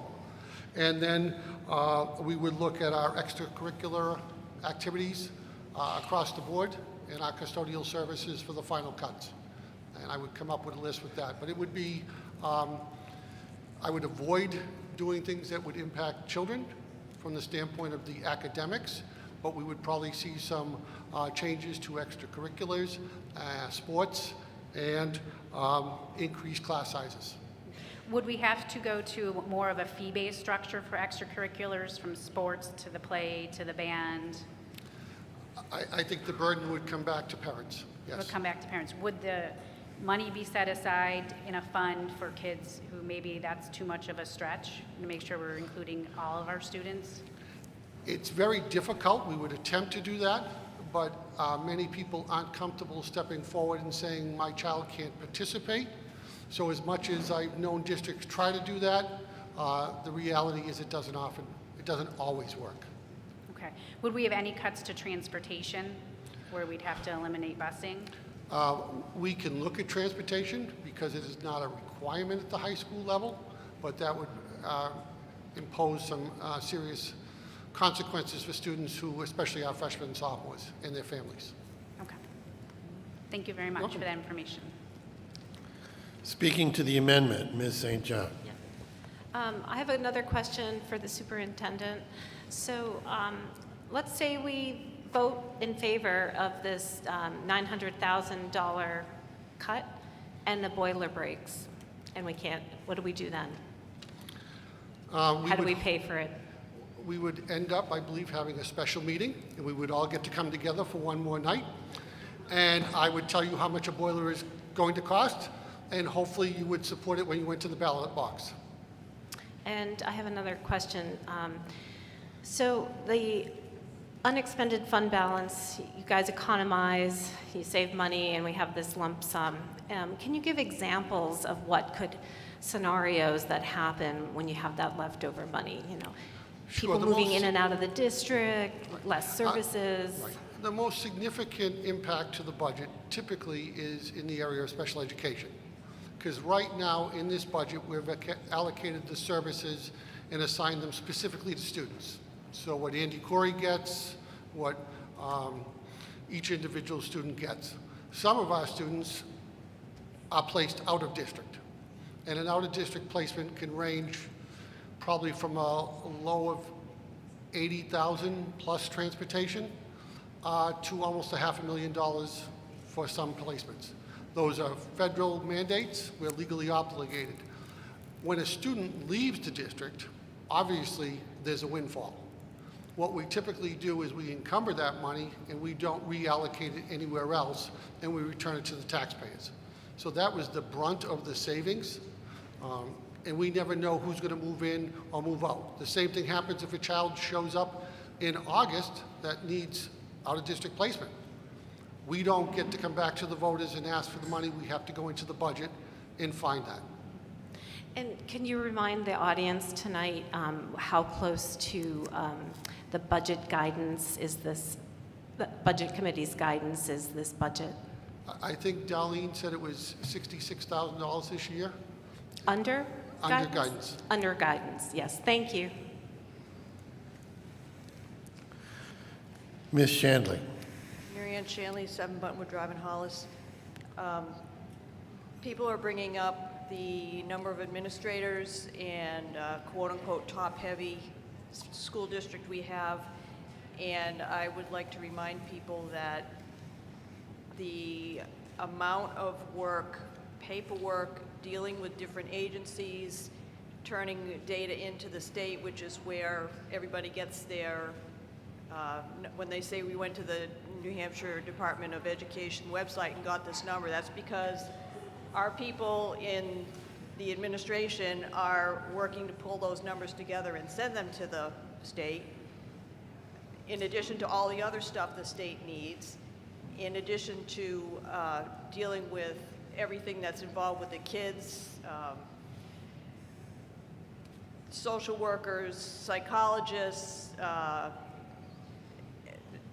if you're doing a special ed outside of district, dealing with that team, and just the amount of care and feeding, quote unquote, that kids need these days, rightfully so, is a huge amount of work.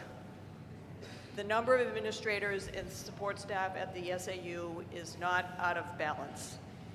And the other thing I want to mention is declining student numbers. Say you have, 1,200 kids in the co-op. If it goes down by 30 kids, that's over 6 grades. That doesn't mean you can just, because you've lost 30 kids, you can get rid of one teacher because there's a 30-kid class worth gone. It's not a class. It's over the entire school district. You can't just say that's equivalent to a teacher. Thank you. Is there further discussion on the amendment? Step forward, please. Mark Andrews, 35 West Hill, Speak Brookline. into the mic. Mark Andrews, 35 West Hill, Brookline. Further follow-up question for the superintendent. I'd just like to build upon some of the previous questioning about potential cuts for this total amount. I heard some nuclear options of cutting teachers and the impacts therein. I didn't hear anything about cuts to the administrative staff. Just curious what your thoughts would be in terms of potential administrative cuts. When I go through the cuts ultimately, whatever the voters pass, I would come back with a series of recommendations. As I said, my first priority would be non-academic new items. To give you an example, there are $227,000 in there for new rigging in the auditorium. That would come out. Okay, we need it, it's 25 years old, but at the same time, that would come out. When I talked about the teachers, I talked about teachers that we know are retiring.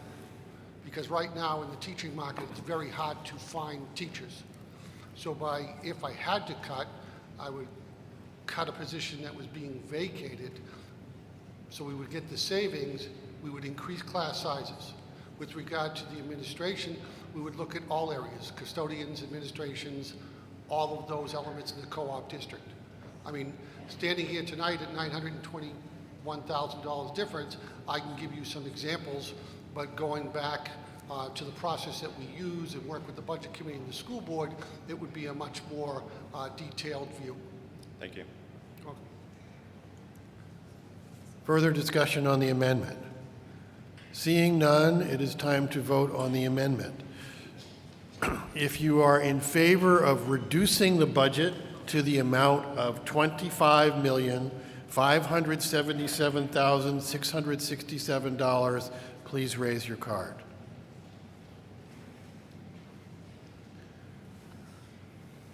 Thank you. If you are opposed to leave and want to leave it as is, I think we better count this.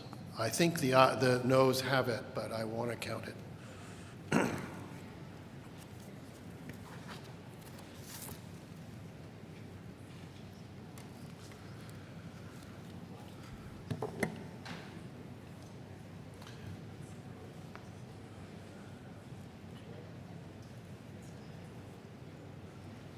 Ready to count? All right. If you are in favor of the amendment, please raise your card.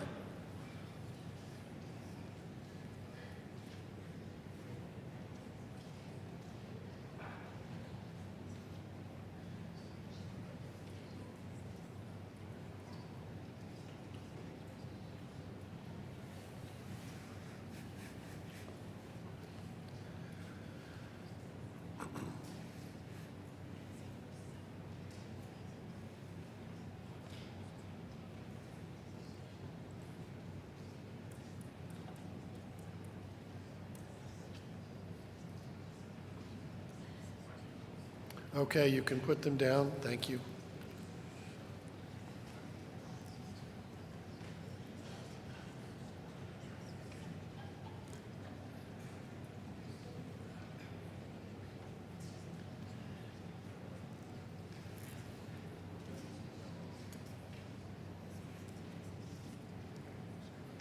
If you are opposed to the amendment, want the article as written, please raise your card.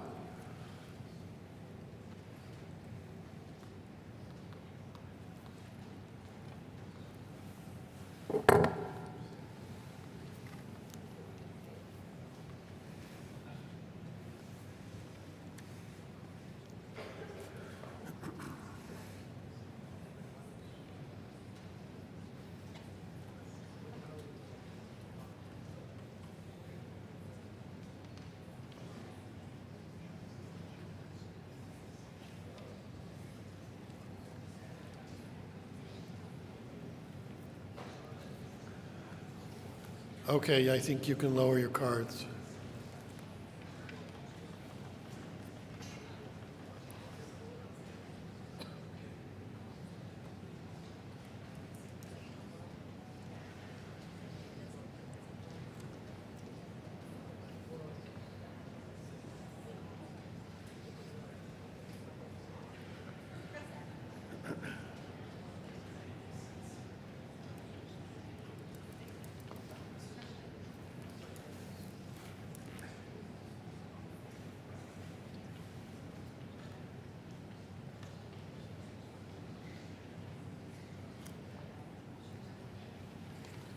Thank you. Here. And the vote is in favor of the amendment 116, opposed 173. The amendment fails.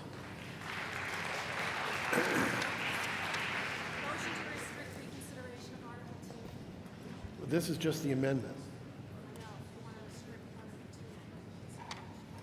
Motion to restrict reconsideration of the amendment. Support staff contract, Oh, Article 2. I'm sorry. I'm sorry. There's a motion to restrict reconsideration of Article 2, which is the support contract. I'll second. Moved by Ms. Mann, seconded by Ms. Brown. If you are in favor of restricting reconsideration on the support contract, please raise your card. Thank you. If you are opposed, raise your card. And the ayes have it. We are back to discussion on Article 3 as printed. So I rise to speak in favor of the budget. This is under guidance, and I think that the slide that was shown earlier that shows how competitive we are at a cost per pupil in the state speaks to how well in control this budget process is. But I got in line originally because I was appalled at the fact that we politicized the suicide of one of our own children that's in this school. And I really think that we as adults in here need to think long and hard about whether we want to politicize the suicide, the tragedy in this community. I think this is wrong. If we want to talk about budgets, we want to talk about numbers, let's not disparage our neighbors. That son was a child who went to this school. He was a senior. His friends are in the basement right now, babysitting our children. This is a community. Let's keep it civil. Let's remember we are all one. We were all crushed the day it occurred, and it did not occur because our school is administering the youth risks survey.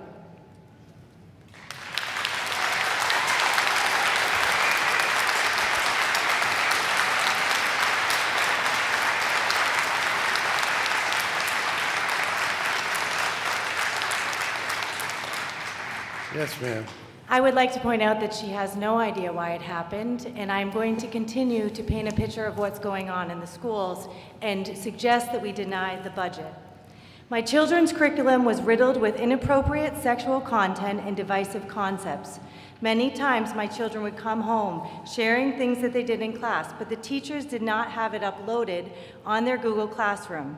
The access to social media, phones, and games throughout the school day presents a plethora of problems besides not being able to retain knowledge in the classroom.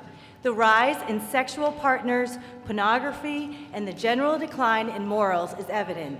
The principal told me last year that they don't teach right or wrong. It appears that they are promoting the opposite of that by allowing an anything goes mentality. The administrators told me I wasn't allowed to meet with the teachers without the administration present.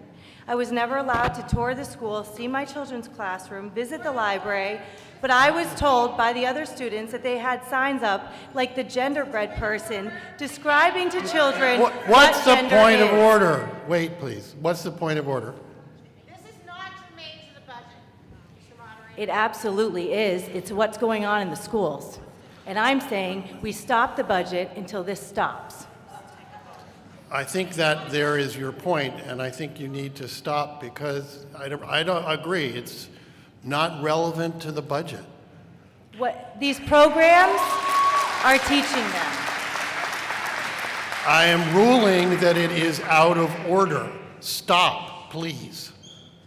Then the last thing I will say is that God warns in the Bible what would happen to those that harm children. Whoever causes one of those little ones who believes in me to sin, it would be better. Let's move on.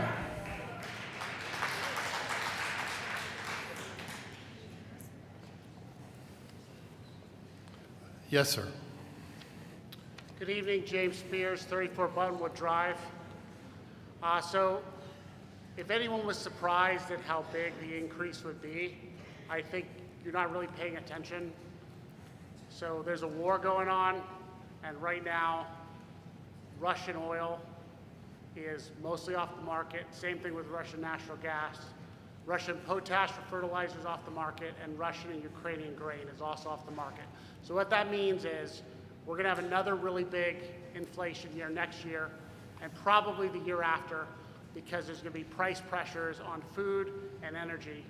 So what this means is that if we want to protect the school, the core of what the school is delivering, we have to be really judicious about what we fund in the town, because we're going to have another rate hike next year and probably the year after that. So we need to be creative, we need to plan ahead, and we want to make sure we don't burn all our powder now, and then in future years, the population of the town becomes less willing to fund the increases. So as we go into the town meeting, ensure that we're prioritizing the right thing.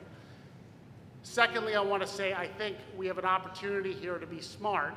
There's a lot of new technologies coming out here that have the potential to help us with our student population. So right now, I know demographically we're low, but I know a lot of like parochial and private schools who enrollment's really high. Now, between that and homeschool, they do have difficulty keeping, giving good STEM programs. So if we could have a beefed up STEM program, perhaps be a subscription service like we have at Amherst, or even like a flying field for model aircraft, it could give us a bigger population and to help reverse the decline of students. Thank you. Are you in favor or opposed to the article? I couldn't tell. I think it's irrelevant whether I support it or don't. I'm saying let's really be smart about what we do in our budget for the future years and think ahead. All right, thank you. Brian Loveland, Toddy Brook Road. I support this measure. The administration has proven over and over again how great they are at managing the money. As Superintendent Coy said, issues that are out of their control if people move in or out of town. The population may go up and down year over year, but it is not a meaningful enough number to be able to adjust because there's 3 kids less per grade, as an example. We need to support the schools and support this budget, and that a lot of time people opposing the budget are not opposing it because of monetary reasons, but they have an agenda that's not and are opposed to the school basis at all, and it isn't a matter of the number, it's just them opposing the whole school. Thank you. Yes, ma'am. Hi, Sandy, Witcher Spring Road. I just need clarification before I can make an informed decision to vote, and I pardon if I'm naive, but what is the current budget from 2022? Is it the $23,196,000? Will, that number is coming. I just was, curious to what last year's budget is to compare to this new $26,499,000. And then the second part of my question is, what was the student population over the last 5 years, say? Has it declined or remained the same or gone up?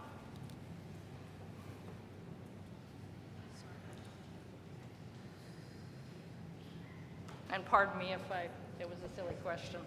So the full current budget that we're operating under this year is $26,898,443. So that's the full budget. What you're looking at is the operating budget, so that's a portion of it, and then all of the other articles add up to the number that was in the full warrant summary at the beginning, which was $28.3 million. So we're at $26,898 now. If the full warrant passes, we'd be at $28.3, and the operating budget is the piece we're discussing right now is $26.5 million of that. Okay, and this is a summary of the student enrollment that you were asking about. Okay. So over our highest point, in the most recent time is FY19 at 1252, and we're at 1112 for FY24. Okay, thank you.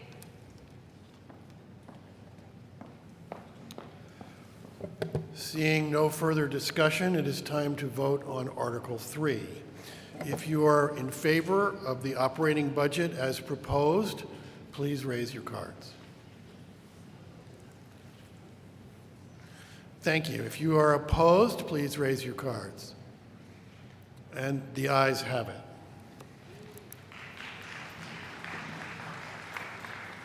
Mr. Moderator, a motion to restrict reconsideration of Article 3. Motion to restrict reconsideration of Article 3 made by Mr. Mann, seconded by Mr. Hyde. If you are in favor of restricting reconsideration on Article 3, please raise your cards. Thank you. If you are opposed, raise your cards. And the ayes have it.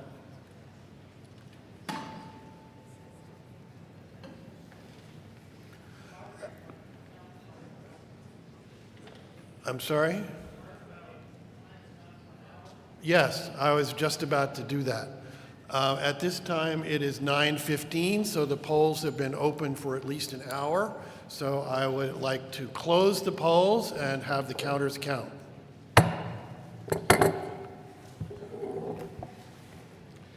If I could just alert parents, babysitting in the library is ending. So if you could go down and reclaim your children, that would be greatly appreciated. Thank you.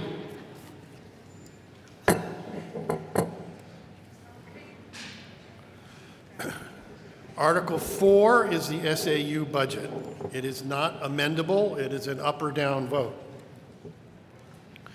Shall the district vote to raise and appropriate the sum of $1,140,822 as the Hollis-Brookline Cooperative School District's portion of the SAU budget of $2,264,374 for the forthcoming fiscal year? This year's adjusted budget of $2,247,208 with $1,132,174 assigned to the school budget of this school district will be adopted if the article does not receive a majority vote of all the school district voters voting in this school administrative unit. The school board recommends this Article 600. The Budget Committee recommends 800. The next tax impact is 55 cents a thousand on Brookline and 33 cents a thousand on Hollis. Moved by Krista Whalen, seconded by Kate Stoll. Ms. Babcock. Thank you, Drew. Thank you. So this year's SAU FY23 budget was $2,107,176. The proposed budget for this upcoming year would be $2,268,374 with a dollar change of $161,198, about a 7.6% change. And you can see the adjusted budget up there at $2,251,208. So just for those of you who are new to the whole process, the SAU Governing Board is made up of the Hollis-Brookline Cooperative School Board, the Hollis School Board, and the Brookline School Board. As a 17-member board, back in May, we approved salary adjustments and costs due to associated benefits for the SAU support staff.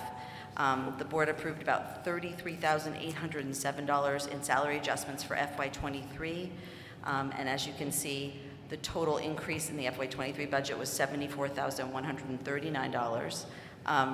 In December, we approved an additional $18,318 in salary adjustments. These adjustments were necessary due to the increased competition for qualified employees for these SAU positions and due to the higher rates that we were seeing in surrounding and similar school districts. As you're hearing, this is the theme tonight. Things are getting more expensive. People are getting to get paid better in different places, and we need to keep our employees. We were seeing issues with that. Overall, we want to keep our excellent staff and compensate them in accordance with the going rates in the area. The remainder of the increase, $82,254, is related to anticipated increases, approximately 3.5% of annual increases to budgeted salaries and associated benefits. Thank you.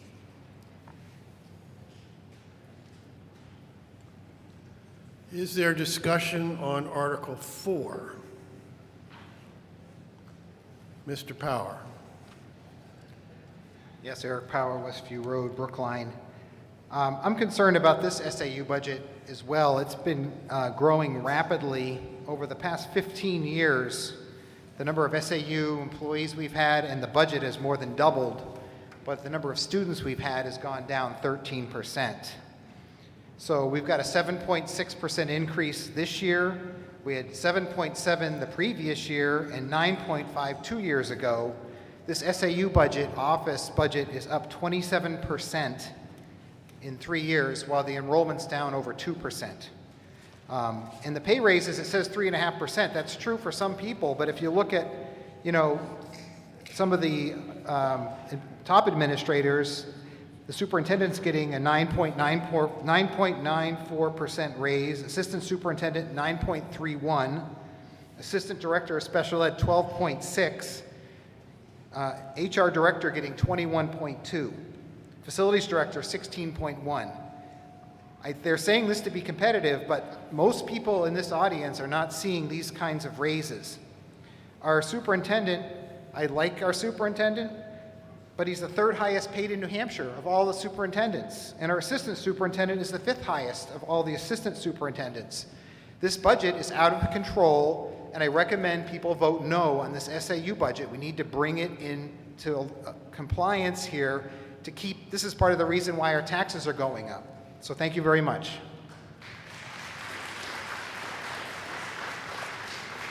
Mr. Pankasek.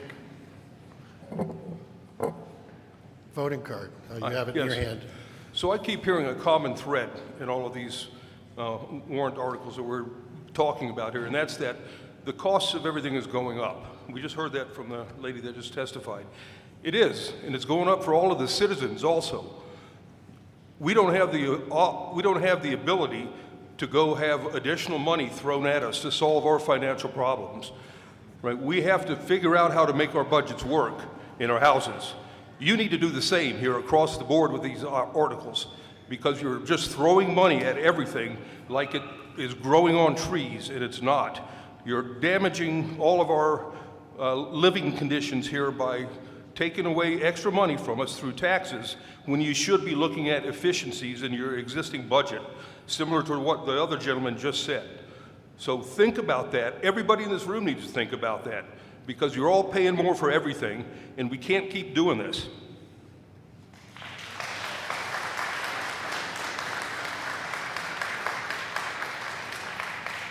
Seeing no further discussion, this one is a by ballot vote because it has to be combined with the other districts, but I need to make sure our counters are ready for another ballot vote. So just hold on for a second while they wrap up.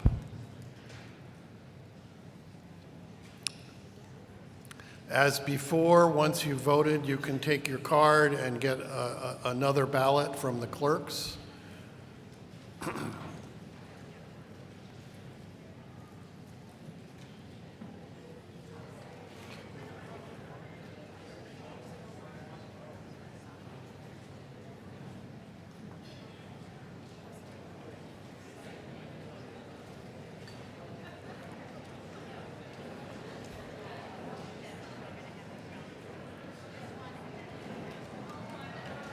Are you ready for me to open the polls on this article? All right. I'm waiting for Jim to get over there, and then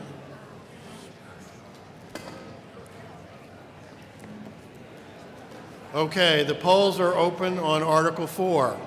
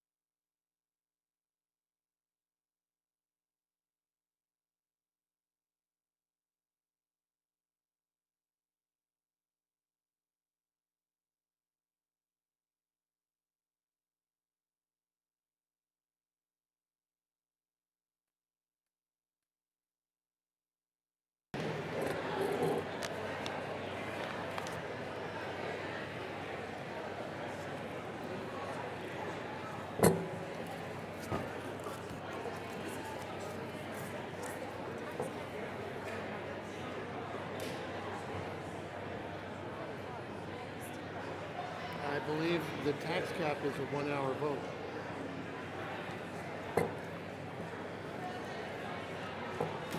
Look at my script, it'll say. Look at my script, it'll say.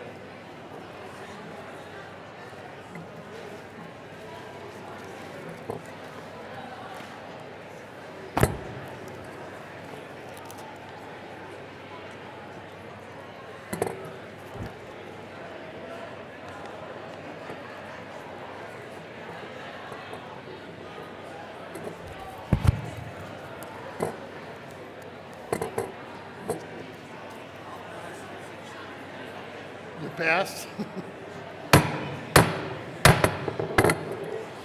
Take your seats, please.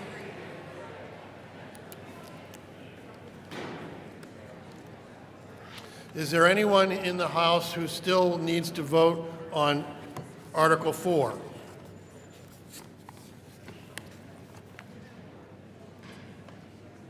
Seeing none, the polls on Article 4 are... Wait. Sorry, not quite. While that's going on, I have the vote on the bond article, Article 1. Yes was 161, no was 173. The article fails.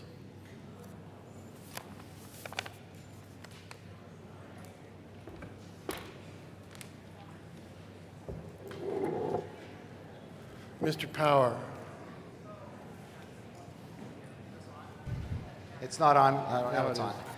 Eric Power from Brookline. I'd like to make a motion to take Article 10 out of order. It's a 1-hour tax cap ballot vote. Motion to take Article 10 up before Article 5. Is there a second? Cindy.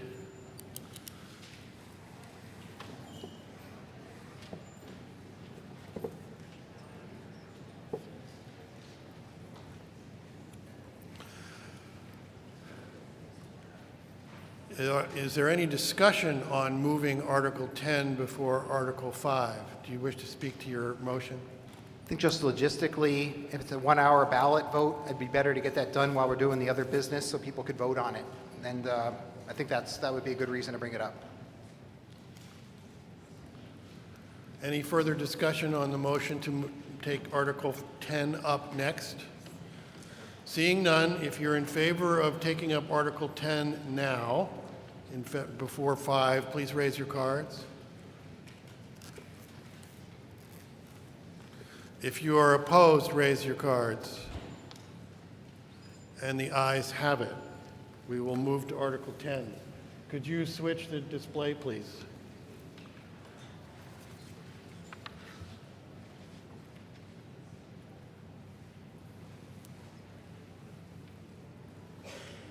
No, wrong one.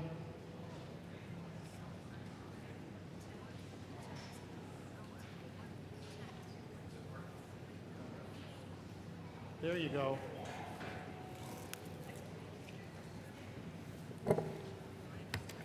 Thank you. Mr. Power. Yes, bringing up Article 10, it's a 5% tax cap for the co-op school district. Next slide. So here's the wording of the article. It's basically to adopt provision 32.5B, which is a tax cap, which basically limits what the budget committee and the school board together can submit as a recommended budget at the meeting. It doesn't recommend what we can pass, but it's just the starting point.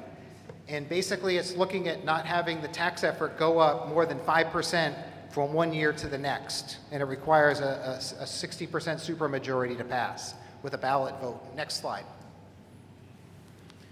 There are a number of towns and school districts in New Hampshire that have a tax cap, including Brookline, and it works pretty well. It helps frame what's going on in terms of the spending. It keeps spending more under control, and it also provides a good target, and also it helps when you're doing collective bargaining agreements because it's sort of an upper bound on what you can actually propose. Next slide. So if you look at the long-term view of spending, students, and inflation in the co-op, In the last 18 years, so a pretty good sample set, we've had the spending in the co-op go up 81%, from about $15.8 to $28.5 million. In that same time, though, we've seen the student population go down 17%. So why is spending going up so much and student population down? And if you look at what we're spending on a gross cost per student, we were spending about $11,800 back in 2006. And with this year's budget all in, we're looking at almost over $25,000 per student. And there is inflation, and we've had some more recently, but that's only up 62%. So co-op spending has really increased at almost double the rate of inflation, and that's really not sustainable for taxpayers. Next slide. So here's a graph showing, a bar graph showing the cost per student, gross cost per student, basically all appropriations divided by number of students, and you can see that it's grown dramatically from 2006 till present. And currently we're at 24,451. Next year we're looking at a big jump to 25,700 almost. Again, inflation was only 62%, but the cost per student is up 117%. This needs to be brought in control, and you're not going to solve this in 1 year, so you have to take an incremental approach, and that's what the tax cap does. Next slide. The blue bar graph here is the student population, and the red line is the total appropriations, we call the collective budget. So you can see we had a peak back in FY10 with almost 1,375 students, but we've dropped off dramatically. Next year, we're going to be down to 1,112 students. But this budget keeps going up rapidly. And without a tax cap to help slow it down, we're going to keep on this trajectory, and it's really not sustainable. Next slide.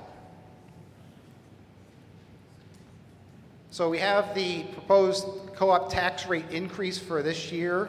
These are the numbers from the Budget Committee earlier at the budget hearing. It has the SWEPT in it. So 13.7% tax rate increase for Hollis and 15.5% co-op tax rate for Brookline. They're really not, these kind of increases are not sustainable for taxpayers. We're not seeing these kinds of raises. So what a 5% tax cap does, it puts an upper bound on the proposed spending by the school board and the Budget Committee so that the tax rate increases are no more than 5% annually. And if there's really a true need, this meeting can actually increase above the tax cap. It's really the tax cap's really kind of a common sense guardrail for Hollis and Brookline tax-paying families. Next slide. So I'd recommend voting yes on the 5% tax cap to provide reasonable and sustainable spending for the Hollis Brookline Co-op. Thank you very much. Switch it back.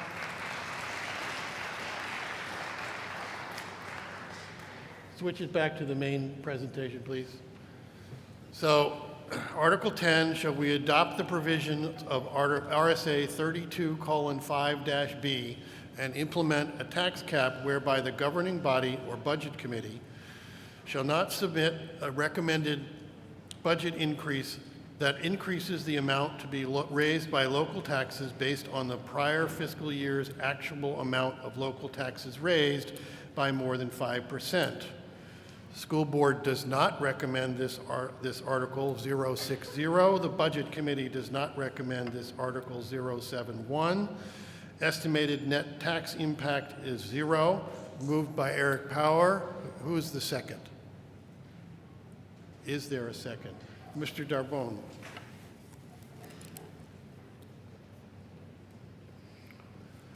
Is there discussion on Article 10? Yes, thank you.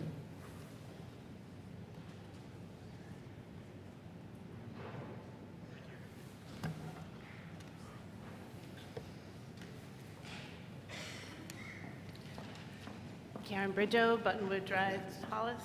I just wanted to kind of ask a question. I think in the presentation that we just heard, it was stated that the cost per pupil was $25,000 per student. And that's not what we actually heard in the budget numbers. So I just kind of wanted to clarify what that actually was. Sure, the numbers that I quoted earlier were based on FY22 actuals. The numbers quoted this evening based on the gross comment, the gross cost per pupil comment that was made, I believe are based on taking the total budget and dividing by the enrollment level. So it's not actually $25,000 per student? It isn't how a cost per pupil is calculated by the state. Okay, so I strongly think this is not a good idea because it's not even based on actual information. Ms. Mann, Okay, do you have slides you want? I have one slide, but I don't need it yet. Okay. So if I could just take a few minutes to speak against the tax cap. What a tax cap does is limit two things, and two things only. It limits tax effort, and it limits the budget committee. It does not limit tax rate increases, to be clear. Tax effort, as I mentioned earlier this evening, is calculated starting with the budget and reducing it by revenue and aid. And so the resulting tax effort is a byproduct of the budget process. There are significant items that impact tax effort outside of the budget, and they will impact that tax effort after this meeting closes, and we have no control over that. Some of those things include the final actual spending of the district for this school year, audit results that take place over the summer, and finalizing legislation, as I discussed earlier this evening, that can relieve upwards of over $1 million to this district, which would significantly reduce the tax effort and the percentage increase. After looking back at 10 years worth of data, every time we've brought an estimated tax effort to this body, the resulting tax effort that the communities paid was always less than what we brought forward to you, as a result of the very things I said. Because the school districts end the year under budget, because legislation gets passed, so the tax effort and the impacts we're presenting to you this evening are, for lack of a better word, the worst case scenario. And this past year, in the tax bills that you all received in November, was no exception. Last year at this meeting, we estimated tax effort of the FY23 budget to be $19.8 million that needed to be raised. What actually is going to be raised by taxes between the two communities is $18.4 million. $1.4 million less than based on the best information we had as a result of all the things I've discussed tonight. I also mentioned that it limits the budget committee. Without a tax cap, the budget committee is able to focus on all of the factors that impact a budget, and the list is long. We spend a lot of time looking at economic factors. We look at enrollment figures. I have a list of over 20 items off the top of my head that the Budget Committee reviews over months working with the administration. And those are the things that we should be paying attention to. Those budget drivers, those things that address the needs of the district are the things that we need to be concerned about. There are other things like revenue, aid, the level of valuation in each of the communities. We have absolutely no control over those things. And so while it's easy to put your attention to the most immediate impact of what this budget looks at, what I have done is look at the impacts that have taken place from FY07 to FY24. The line across the top is a 5% line. So in several key areas, here's where the work of the Budget Committee and the budgets you've passed, here's how they've been impacted. The compound annual growth rate of the budget in nominal terms is 2.8%. On an inflation-adjusted basis, it's 0.6%. Co-op tax effort, nominal basis, 3.6%. On an inflation-adjusted basis, 1.4%. Looking at the tax rates in Hollis and Brookline, on a nominal basis, compound annual growth, 3.4%. On an inflation-adjusted basis, minus 1.8%. Brookline tax rates, on a nominal basis, an increase of 2.7%, and on an inflation-adjusted basis, an increase of 0.5%, all significantly below 5%. By letting the Budget Committee do its work, do its analysis, and present the best information that we have and its impacts to you, the legislative body. So I would urge you to allow the Budget Committee to continue to operate as it has been doing, evaluating the needs and the impacts of this district annually in a manner that has proven to improve and be better than have a better result than what's been presented to you tonight, rather than the expectation of an arbitrary limit. And I would urge you to not support a tax cap.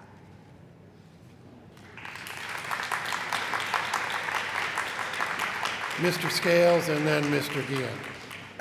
Webb Scales, 49 DuPont Gould Road, Brookline. So ostensibly, the reason why we need this tax cap is as a guardrail.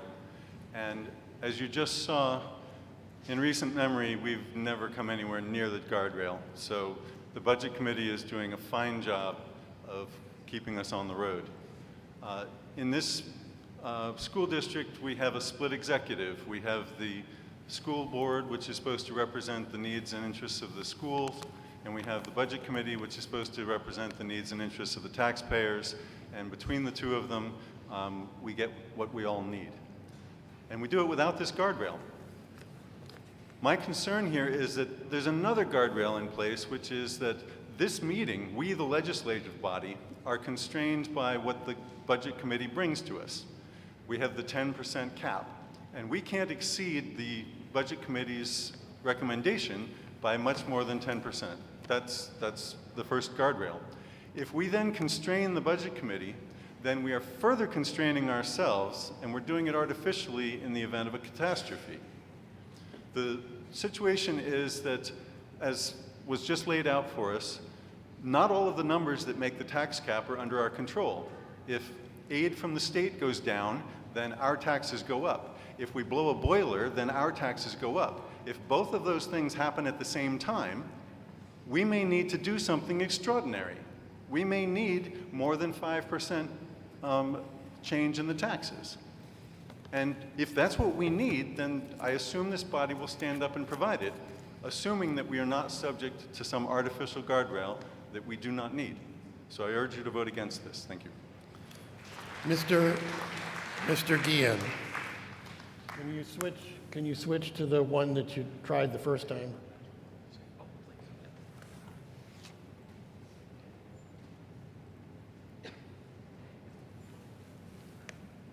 Tom Guillen, Hollis.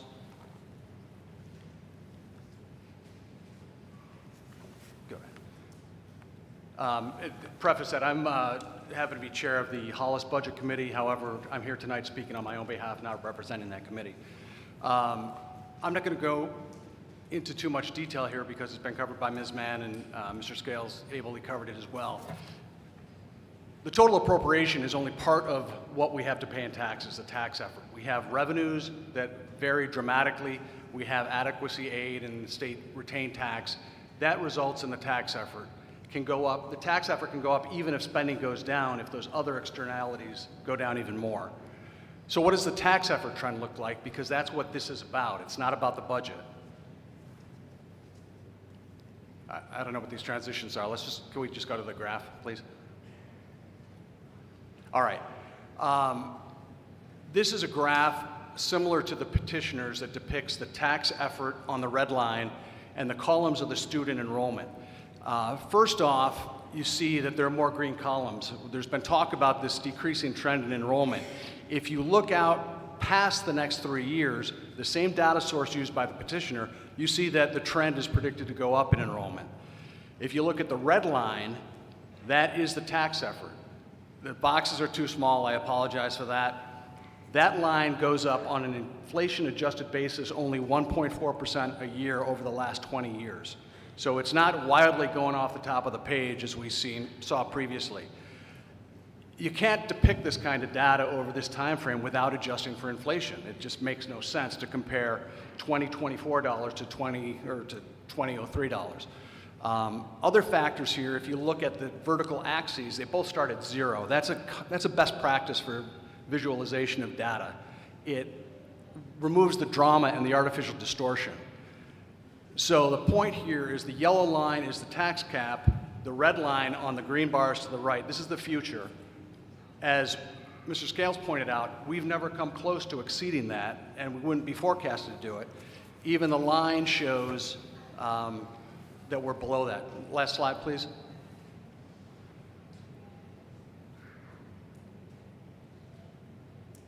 Okay, I made this point. Tax cap would actually allow more than we've been spending as a trend the last 20 years. Circumstances change. $1.35 million of our increased taxes this year have nothing to do with anything we vote on tonight. It's all external factors from Concord and so forth. Finally, if folks think that I'm against this tax cap because I favor higher taxes, in my role on the BudCom in Hollis, I voted against 2 land acquisition articles this year, and I voted against both labor contracts. I don't like higher taxes. Make no mistake about that. We don't have to have a cap because we're all voters and we can all vote on this. I ask you not to support it. Okay, switch back. Yes, sir. Rob Rushton, Flint Meadow Drive, Brookline. This body meets every year to direct the school district in its expenditures. We act based on our understanding of the conditions that are prevalent in any given year. If we need to spend more, we dig into our pockets, we spend more. If it's inappropriate to spend more, we direct to spend less. That is our vote.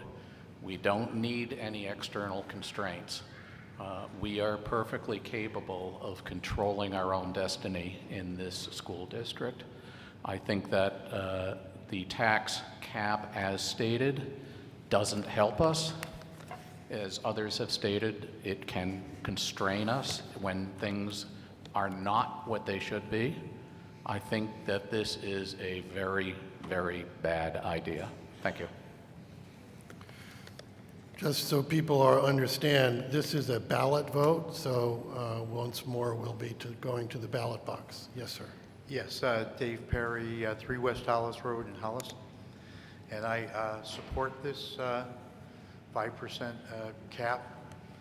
And I moved to Massachusetts in 1991 actually, the year after what some may know who lived in Massachusetts, Proposition 2.5, which limited budget growth to 2.5%. And there were portents of doom, and 30 years plus later, Proposition 2.5 is still in place in Massachusetts, and school districts have thrived and towns have thrived with that cap in place. What I've heard is that we haven't hit this 5% in the last few years. That's great, but I think having a cap of 5% is a reasonable guideline for a budget committee, and therefore I support it and urge others to do that as well. Thank you. Yes, ma'am. Pam Hicks, 8 Maple Knoll Drive. He actually he made the point I was going to make, but yes, Massachusetts does have the 2.5, Proposition 2.5, and what happens is if you exceed it, then they have to go to the residents for a debt exclusion. So it doesn't take away from the residents' ability to have, go beyond the 2.5%, but it puts a different process in place, and it does bring an awful lot of transparency, and it puts the onus onto the departments to have to put forward that budget within that constraint, and it does work very well. I do work in Massachusetts, and it is something that, it works very well. Not a lot works well down there, but that one works well. But I'd also want to just remind people that you do have residents here that they're not just living here to educate their kids and leave. They actually want to stay here and retire here. And the way we're doing things, this is becoming very unrealistic for a lot of our residents. So it's just the reminder that we do have to do something. We've got to start somewhere, and I think this is a great place to start. Yes, ma'am. Yes, I have some questions. I am assuming that that's to Darlene. Is that correct? Do you Depends on the question. about the budget?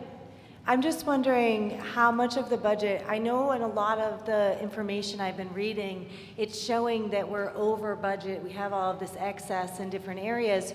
But one thing that hasn't really been touched upon is how much extra money we were getting from state funding for different COVID programs and ESSER funds. So I'm just wondering if you could explain to me how much money do we get through that process that obviously since COVID is not, you know, like you're not considering it a pandemic now, that we won't have that funds coming into our budget.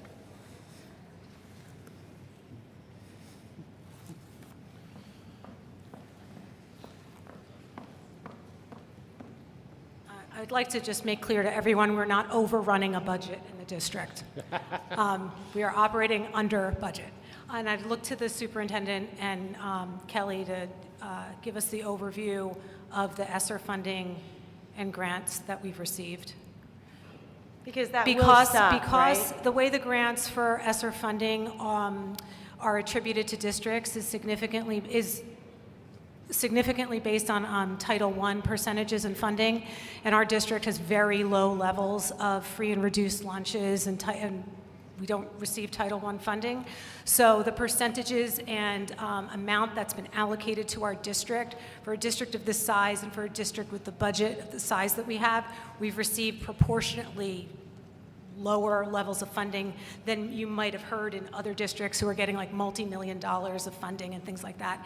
What's the total amount we got from that? They're looking it up. And then the other question I had was when you look at it, because she was talking about dividing the number of children per student, how the state, one of the ladies came up questioning that.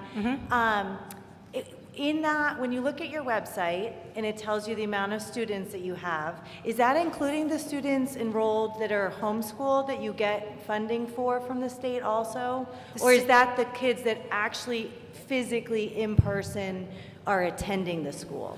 The cost per student calculation is based on ADM, average daily membership and attendance. We have other aspects of our state aid that's based on residents and where the students live. So But on the website, the cost per pupil calculation at the state website is based on average daily membership and attendance at the school. So, but on our website, is that number, the number of students that is actually The attending? enrollment number? Yes. Enrollment and average daily membership are two different things. Okay. But the enrollment number is the number of students who are attending our schools. So I would also like to know how many students on top of the enrollment that we get per state. So I'm sure someone knows that number. Yeah. I don't know how it's tax cap related.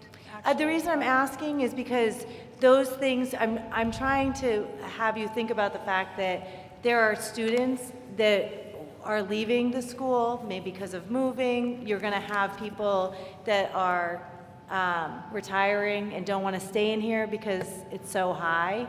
So I just like to have a clear picture with transparency of where the money's coming from, and if it's actually our taxes, or are you thinking that that could really change a lot more? The tax effort that we're talking about tonight would come from our taxes. We are not anticipating significant levels of grant funding as we look forward into the new year. Well, it's great that you said we're already under that number, so I would figure you would support this.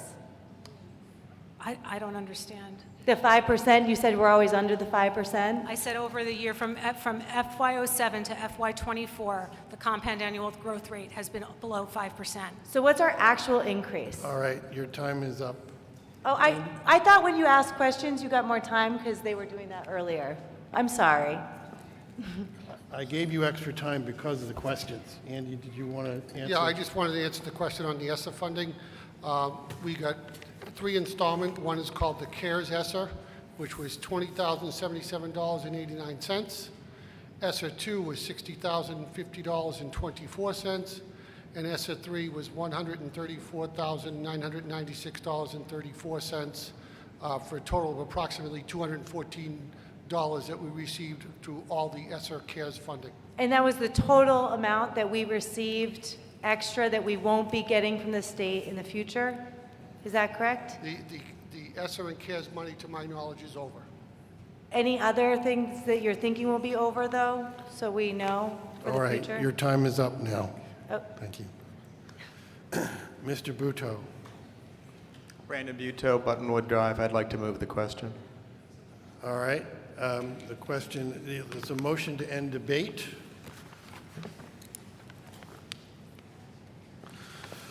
Moved by Mr. Buteau, seconded by Mr. Hyde.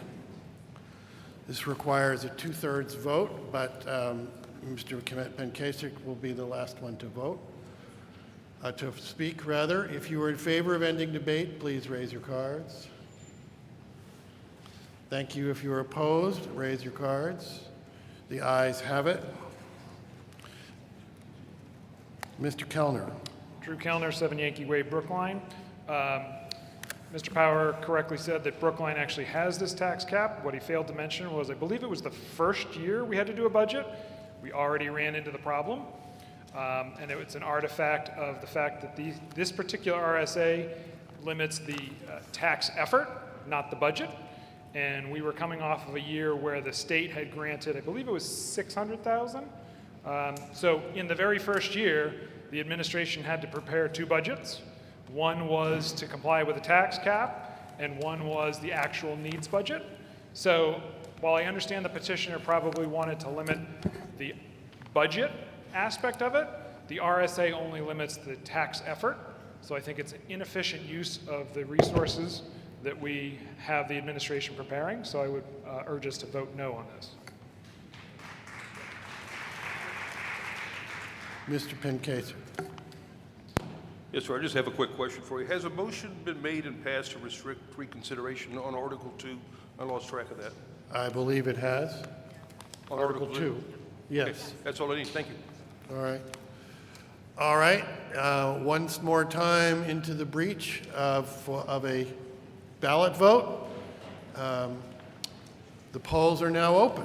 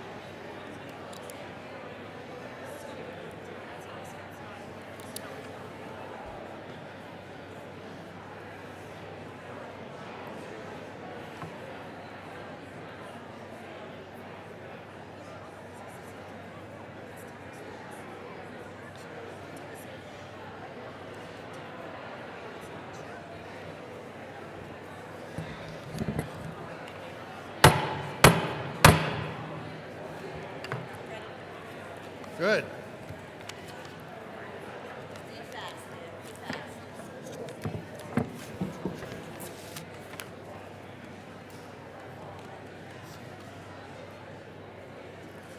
Take your seats, please. I have the vote on the SAU budget. Now, this is just the vote of the co-op. This will be combined with the totals from the Brookline School District and the Hollis School District for a grand total. In this district, yes, 142, no, 138. So yes, it was close. I opened the polls at about 10:15, so they need to stay open for an hour, and it requires a 3/5 majority to pass. So at this point, we are back to Article 5. School Buildings and Facilities Maintenance Expendable Trust Fund. To see if the school district will vote to raise and appropriate up to the sum of $300,000 to be added to the previously established School Building and Facilities Maintenance Expendable Trust Fund. The sum to come from the Hollis Brookline Cooperative School District's June 30th, 2023 unassigned fund balance available on July 1, 2023. The school board recommends this 510. The budget committee recommends it 800. The estimated net tax impact is 0. Potential foregone tax reduction of 11 cents a thousand for Hollis and 19 cents a thousand for Brookline. Moved by Krista Whalen, seconded by Kate Stahl. Ms. Durley-Babcock. Thanks, Drew. The School Building and Facilities Maintenance Expendable Trust was established previously to help defray the cost of big-ticket maintenance items. The fund alleviates the existence of major financial spikes due to non-routine maintenance costs. The funding source of this article is the unassigned fund balance or surplus that may exist at the end of the current fiscal year, 2023. If surplus funds are not available, this article will not be funded. The purpose of this fund is to carry forward funds for major building maintenance. Major expenditures are proposed by the administration to the school board.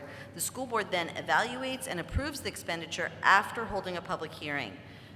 As you can see from this slide, if the article is approved, there are some items that the board will consider approving if there are funds available in the unassigned fund balance. And you can see that some of those proposals are things like flooring at the middle school, HVAC at the middle school, an elevator, part of the elevator at the middle school, part of the roof, phase 8 at the high school, and road paving at the high school. And the ending balance, we would start with $123,000. The proposed funding would be $300,000, and we would end with $136,866. There's an additional $266,375 in facilities maintenance included in the operating budget. Any discussion of Article 5?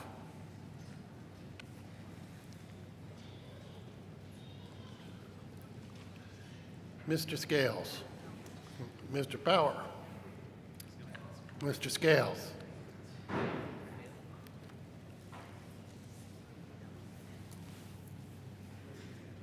Is this on? There we go. Yes. This year I'm having some difficulties with this article. Normally I'm in favor of maintenance. I think it's very important to address problems promptly. And when this was originally proposed, this was a vehicle for accumulating funds that we could then use for big ticket items that we didn't want to hit in a single year. So like, for example, replacing the entire roof. And based on the supporting slide we just saw, it looks like this is pretty much going to be spent. We're going to fund it at $300K, and we're going to immediately spend more than half of it. And so my question, which is rhetorical, I guess, is why aren't we just spending the unreserved fund balance on these items instead of taking the unreserved fund balance and putting it into this appropriation and then taking it back out of this appropriation to spend it again? And this is linked in my mind with the next article in which we are poised to raise the cap on the unrestricted fund balance. And so we are going to have a vehicle, we're going to have a mechanism for performing these when they're fundable. And so I'm inclined not to support this article because I think we can do this without it. Thank you. Mr. Power. Yes, I'd like to hear from the school board member that voted against this article and for their reasons for their vote, the 5-1 vote.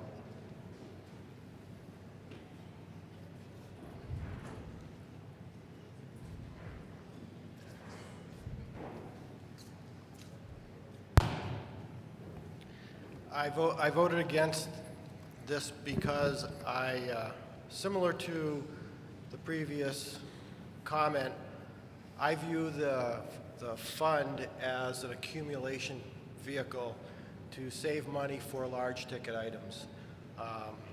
I believe that the things that are proposed as uses for this money are legitimate and are necessary, and therefore I thought this should have been in the budget itself. Exactly, my comments exactly. The other question I had, the other observation I have is that this has always been about $200,000 a year. Now we're going up by $100,000 and using this sort of in a way that isn't intended. So I'm not sure if I would vote for it, but I would think about supporting a smaller number. So I'd make a motion to amend from $300,000 down to $200,000. So this would come out of the unexpended fund balance at a lower level. These projects could still be done, but it would be less money in there. So that's my motion, $200,000. Motion to change the number to appropriated from $300,000 to $200,000. Is there a second? Yes, sir. Your name? Bill Matthews. So I just wanted to say, $200,000 would still meet the intent here, but we also have the retained fund balance, and little projects like this should not be being done. It should be in the operating budget. This should be for a big ticket item, but I'm willing to consider a $200,000. Thank you. Is there any discussion of the amendment? Yes, sir. Jonathan Fontaine, 42 Ironworks Lane, Hollis. So I'm opposed to the amendment. We just turned down Warrant Article 1, which covered a major expense, which I believe this fund is kind of designed to cover those kind of unforeseen issues. I believe the quote was around $300,000 if the inspections failed, and so I would not recommend dropping the number down. On top of that, it is, I believe, based on the writing, although it's not up in front of me, is fundamentally up to, so it is a ceiling, so they technically could do $200,000 if that was such the case. So. Further discussion on the amendment? I don't have discussion on the amendment, but I'd like to make a motion. Well, depending on what it is, it may be or may not be allowed at this point. I'm sorry, say again? Depending on what it is, it may or may not be in order. Okay. The motion that I would recommend is to restrict reconsideration on warrant Article 1, given the number of people that have left. That's in order. The motion is to restrict reconsideration of Article 1, moved by Mr. Penkasic, seconded by Eric Power. Thank you. All in favor of restricting reconsideration on Article 1, please raise your cards. Thank you. All opposed, raise your cards. And the ayes have it. Article 1 is restricted. Is there discussion on the amendment to Article 5? Seeing none, we're voting on whether to reduce the appropriated amount from $300,000 to $200,000. If you are in favor of reducing it, please raise your cards. If you are opposed to reducing it, please raise your cards. Thank you. The noes have it.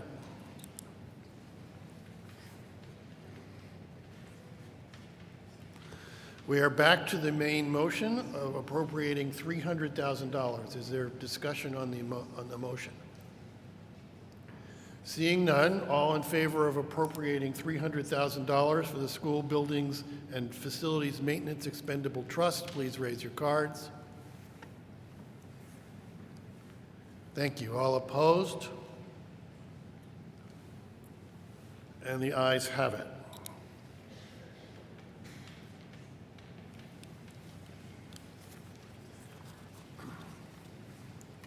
It is now 10:30. We will need to remain in business until at least 11:15 because the polls are open on a tax cap. The question is, do people want to keep on bullying through until we're done with the entire warrant, or do people want to recess until tomorrow? So think about that, and I'll bring it up again in a bit.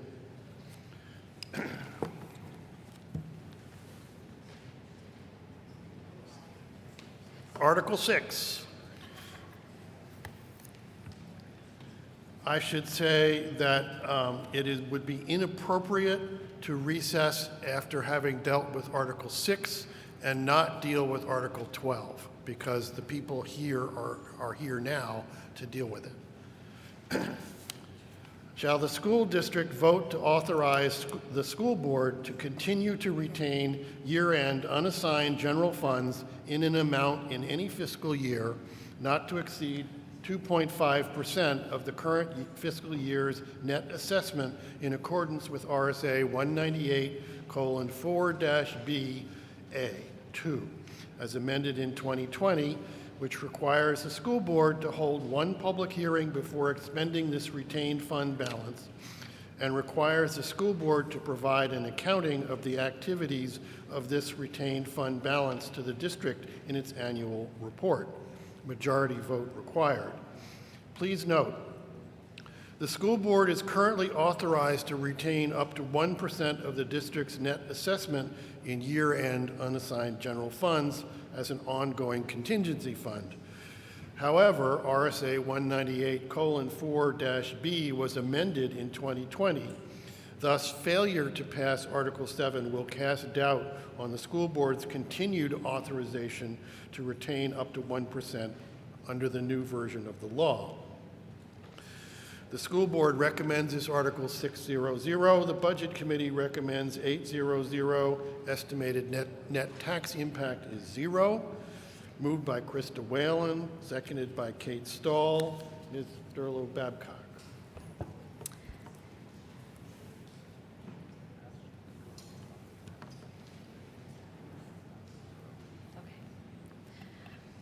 Thank you. The Hollis Brookline Cooperative School District has utilized this provision for several years. The retained fund balance typically funds the next year's balance. Currently, the maximum allowable retained fund balance that the board would be able to reserve is estimated to be about $201,000, which is 1%. While often unused, this provides another fail-safe for unforeseen circumstances, such as costs associated with a global pandemic or last-minute requirement to install an elevator. This warrant article is attempting to increase the maximum percentage that can be retained from 1% to 2.5%, although the law does allow for up to 5%. Both the Hollis and Brookline school districts are authorized to retain 2%. Given the size of the co-op budget and the magnitude of some of the potential unexpected costs that could arise, the Board and Budget Committee recommend authorizing the retention of up to 2.5% of the year-end unassigned fund balance. This would authorize the board to retain up to $503,902. For example, if a rooftop unit at the high school were to go unexpectedly, it would be nearly impossible to find the necessary $800,000 in the budget to cover the cost of replacing that unit. And I'd also like to ask our attorney, Jim, to speak to the potential if this doesn't pass. Mr. O'Shaughnessy.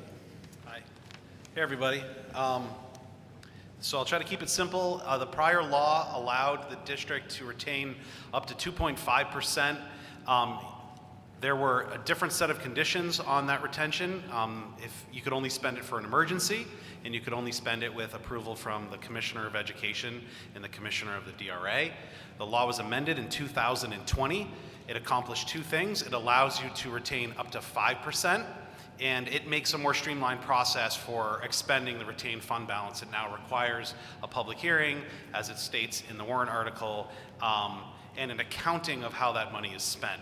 So what this warrant article here is doing is it's accomplishing two things. You're increasing from 1% to 2.5%, but you're also explicitly clarifying that you're authorizing the board to do it in accordance with the amended version of the statute. If this does not pass, I don't believe this would result in a rescission of the prior authorization, but it would, in my opinion, create a legal ambiguity that I think you would want to avoid. Thank you. Thank you. Mr. Butow. Yeah, I'm a little confused by the reference to failure to pass Article 7. Why is Article 7 referred to in Article 6? Is that a typo? That's a typo. Is that supposed to be Article 7? No, it's supposed to be Article 6. Okay, The process of developing a warrant. Right. Okay. So does that need to be amended to be corrected? Is that part of the warrant? Does that need to be fixed? No. Okay. Council says no. It's just a typographical error can be Thank you. dealt with. It's not going on a ballot. It's not like going on the official ballot. Right. That's true. The italicized text is commentary as opposed to part of the actual article anyway. Mr. Garuba. So I have a question about spending the money. We heard from Mr. O'Shaughnessy about the current scenario, which required an emergency, and it also required, I think, the Commissioner of Education, I believe. I'm guessing that the normal method of expending that money would be for all of us to vote on a particular thing. Would that also be the way it would be? You mentioned those two conditions, but it seems like the normal process would also include us all together voting here. No, I mean, that's the nature of like a contingency fund, that you're retaining year-end fund balance so that you have it on hand to spend it. You wouldn't need to come back to the legislative body for approval. Right now, currently, my opinion would be that the school district can expend the money by following the current process in the current statute. The old process isn't part of the law anymore. I don't think the commissioner would act on a request. I don't think the DRA would see it as being within their purview to approve an expenditure. The board would hold a public hearing, and they'd follow the current process in the law. Okay, thank you. So my other point here is that retaining this money seems redundant with the article that we just passed, which was a facilities contingency fund. So we would then be retaining a second, I guess it would be used as a second contingency, and it's no longer limited by the conditions of the previous authorization, which required emergencies. So for those reasons, I think we should retain as much control over these funds as we can, and I don't support this article. Ms. Mann. Darlene Mann, 29 Nartoff Road, Hollis. I just wanted to take this opportunity to just clarify how the retained fund balance has worked in the district. While the 1% was passed, the 2.5% was originally put forward at a meeting like this. It was amended to 1%. For the first few years that the school board voted to retain fund balance, they retained an amount less than 1%. So I just want to be clear that by increasing this to up to 2.5% does not mandate or require the school board to retain that amount of money. It just allows them the flexibility to do that. I would urge everyone to support the increase to 2.5%. As the law allows it to go up to 5%, I think we're judiciously considering an increase to 2.5%, given the fact that the size of the budget, the size of our buildings, the size of our staff, the size of our student population. And again, just want to reiterate that it's an up to amount, and the school board in any given year can opt to not retain any funds and return all of it back to the taxpayer. But school districts do not have the same mechanisms of retaining funds as towns do. Towns automatically keep any budget underruns. School districts have this mechanism and an article that we'll address later, which is the contingency line in the budget, in addition to the other, trust funds and things that are used for specific purposes. But for specific budget underruns, if we don't retain the funds this way or identify an amount through the contingency, they're automatically returned. Thank you. Mr. Power.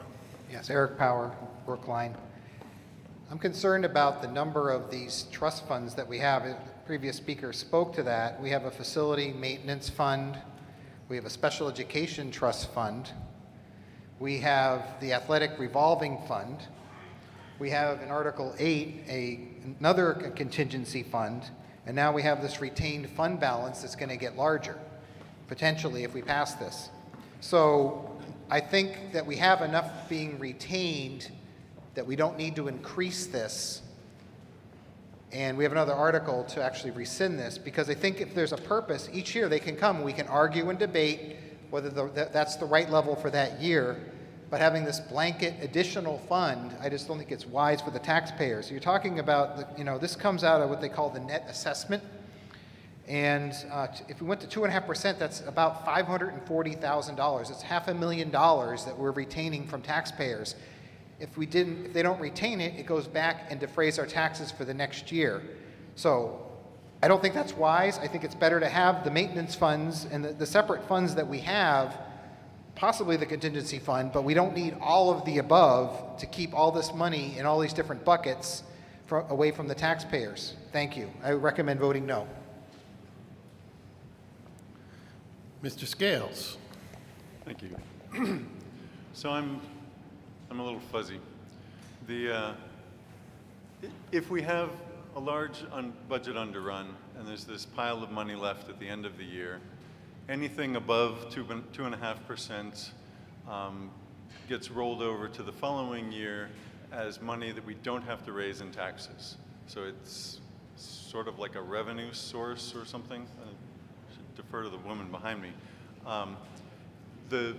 My question is, the 2.5%, if we retain it as an unassigned fund balance, that is now money that is not earmarked for anything. It wasn't spent in the year it was supposed to be spent, and it's being held somehow for future use.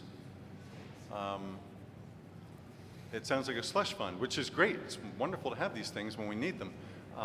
But at the end of the following year, does it become part of the unassigned fund balance so that we only turn over 2.5% each year, or does this thing build up? Can we make it 5% in the following year because it's only 2.5% of the current year plus the previous year's one? I don't know. Can you explain all that? I can. Thank you. If the school board were to opt to retain the maximum of 2.5% that would be passed here, it's an amount that needs to be renewed, for lack of a better term, annually. You cannot add to it. At no point can you exceed 2.5% of the net assessment. So it doesn't continue to build like an unreserved fund balance in a town. It's subject to recalculation every year because the net assessment changes every year. So I think I've... No, that's pretty good. So what I just as a background, it's typically by law, all of the revenue, all the money you have, all the fund balance at the end of the fiscal year on June 30th automatically lapses into offset next year's tax rate. So that's just by operation of law. There are certain mechanisms that you can implement to hold onto money, including trust funds. This is one of those mechanisms. So the board votes at the end of the year in June. They look at all the unassigned fund balance and they vote how much of that fund balance they want to retain, and they put it in a contingency fund. So this is a contingency fund. They can vote right now to retain up to 1%. So they could vote 0.5%. They could do a dollar amount as long as it doesn't exceed 1%. If this passes, then they could vote to retain up to 2.5%. They don't have to retain the full amount. Next year, that contingency fund becomes unassigned fund balance again, lapses to offset next year's tax rate. So once you have it, it's just sort of always there, and it's not really impacting the tax rate.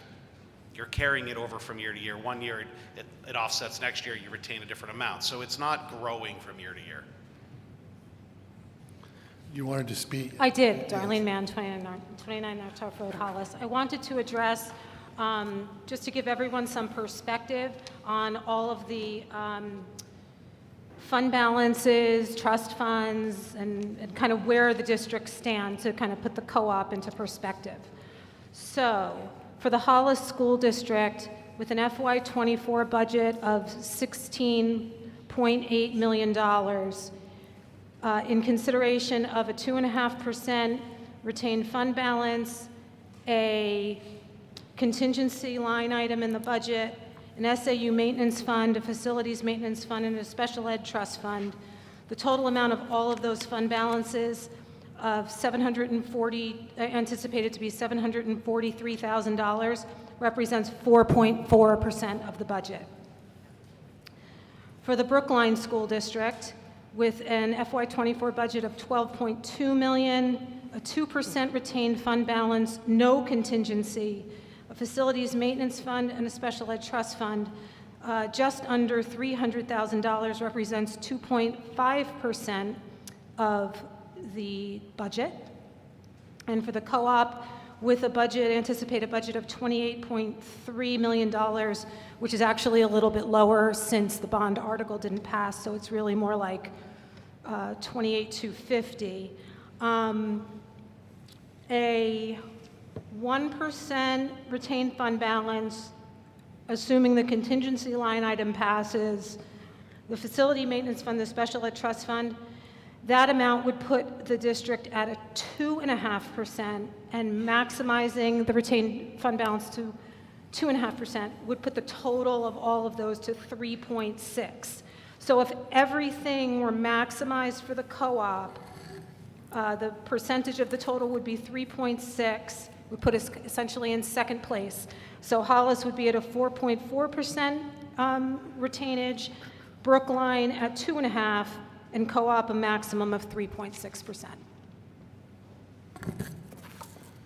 Mr. Scales. All right, so if this 2.5% basically is a contingency fund, then I think that's great as long as it's big enough. If this is big enough, then I don't think we need a special contingency fund, and I don't think we need a contingency fund line item in the budget. This would be our contingency fund. If we have a contingency fund line item in the budget, and there's no need for a contingency, then that line item rolls over into this unassigned fund balance, and here we are back at home plate again. So I'm in favor of this. In fact, it may not be big enough, but I think we should do this in lieu of the other contingency items that we tend to approve. Thank you. James Spears, Budwood Drive, Hollis. I think I talked about this last year. There's an old saying in English common law that sometimes you have to figure out what... Step closer to the mic. Okay. Sometimes to figure out what people were thinking 200 years ago, you have to repeal the law to figure out what bad things happen when you actually get rid of it. In the military, your money goes away at the end of the fiscal year, and so people go through inordinate steps to avoid giving back money. And so what we don't want to do, based on that empirical evidence, is get to a place where the school can't keep any retained balance year to year.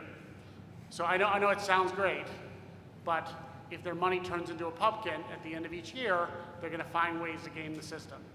So I think this is counterproductive to not support them to be able to retain 1% or 2.5% of the budget. I know it sounds counterproductive, but at the end of the day, just don't do what the military does. Seeing no further discussion on Article 6, it is time to vote. If you are in favor of allowing up to 2.5% of the fiscal year assessment to go into the unassigned general funds and keep it in current agreement with the current RSA, please raise your cards. Thank you. If you are opposed, please raise your cards. And the ayes have it.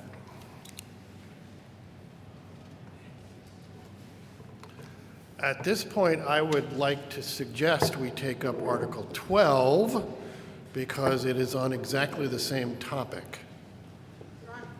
Mr. Butow. Just request to restrict reconsideration of Article 6. Motion to restrict reconsideration of Article 6. Second by Mr. Mann. If you're in favor of restricting reconsideration of Article 6, please raise your cards. Thank you. If you are opposed, please raise your cards. And the ayes have it. Ms. Brown. Mr. Moderator, I move to table Article 12 because it is redundant of the article we just handled and took up Article 6. That's a little premature. Why would you mention that it's premature? Because we haven't even brought it to the floor. There was nothing in your rules that required it to be brought to the floor before it was tabled. There's nothing in, I agree, there's nothing in my written rules. But I read them carefully. I'm sure you did. You have them open right there. But one of the pleasures of the moderator is I get to make them up as I go along. I might be able to get a 2/3 vote to overrule you at this point. All right. All right. So let's see what we get for a motion. Is there a second? Mr. Guillen.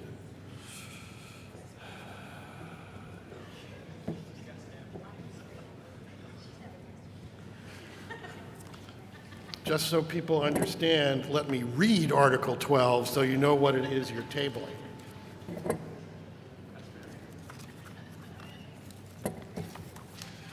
To reduce the Hollis and Brookline property tax burdens, shall the Hollis Brookline Cooperative School District rescind authorization under RSA 198:4-B2 so that the Hollis Brookline Cooperative School District no longer retains any unassigned fund balance under RSA 198:4-B2. The school board does not recommend this Article 080. The Budget Committee does not recommend this Article 080. The net tax impact is 0, and the potential foregone tax reduction is, as far as I can tell, 0. Is there any discussion of tabling it? All right, if you're in favor of tabling this article, please raise your cards. Thank you. If you are opposed, raise your cards. I'd say you got quite a bit more than 2/3.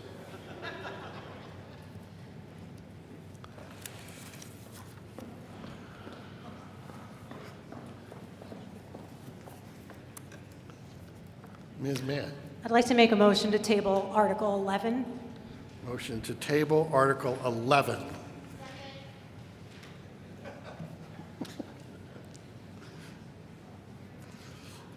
Was that you, Liz?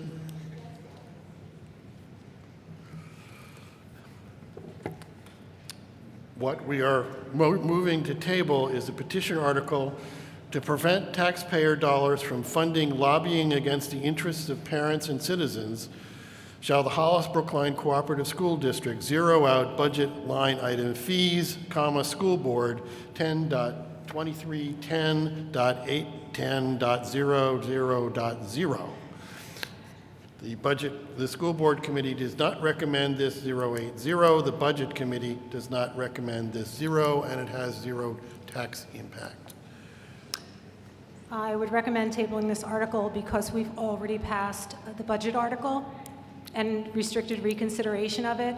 So what this seems to be doing is attempting to change the article that's already passed.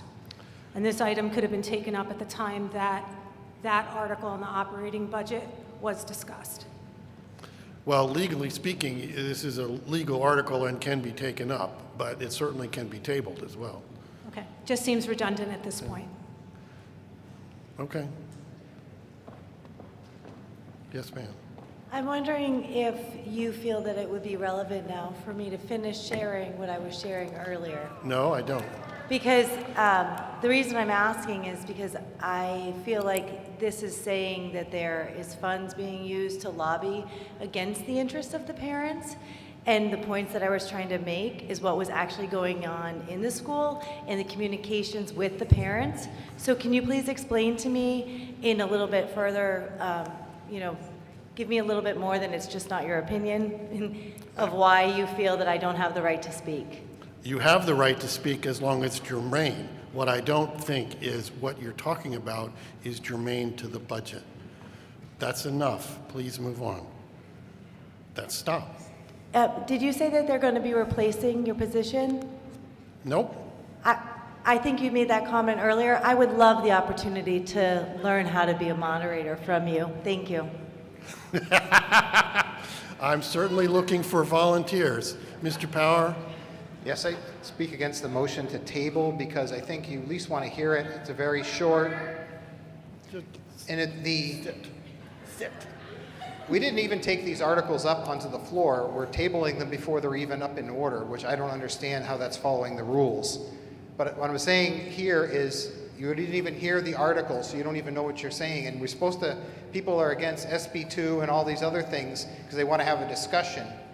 Tabling something before you even hear it, it doesn't seem to have the spirit of the meeting. So I would vote no on the tabling motion. All right, time to vote. If you're in favor of tabling Article 11, please raise your cards. Thank you. If you're opposed, raise your cards. And the ayes have it. Oh yeah, that was 2/3 for easy.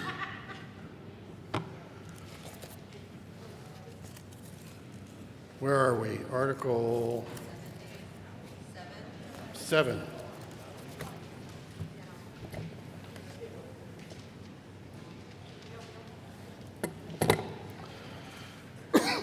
Special Education Expendable Trust Fund. To see if the Hollis Brookline Cooperative School District will vote to raise and appropriate up to the sum of $25,000 to come from the June 30, 2023 unassigned fund balance available for transfer on July 1, 2023 to be added to the previously established Special Education Expendable Trust Fund. No amount to be raised from taxation.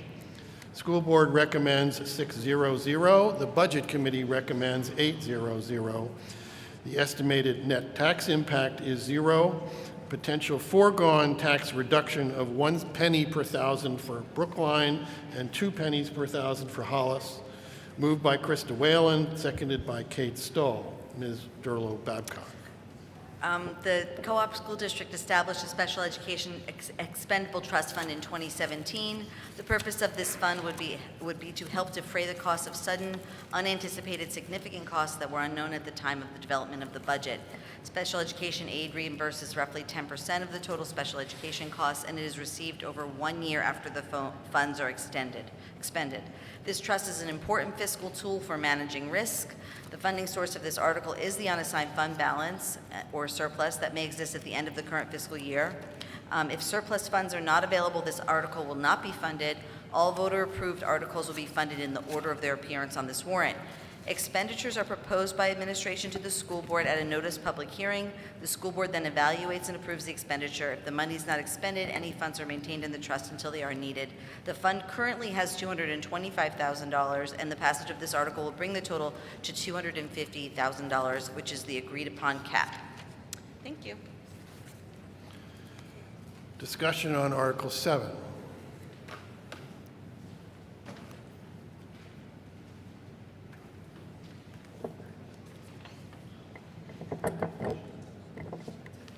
Jonathan Fontaine, 42 Ironworks Lane, Hollis.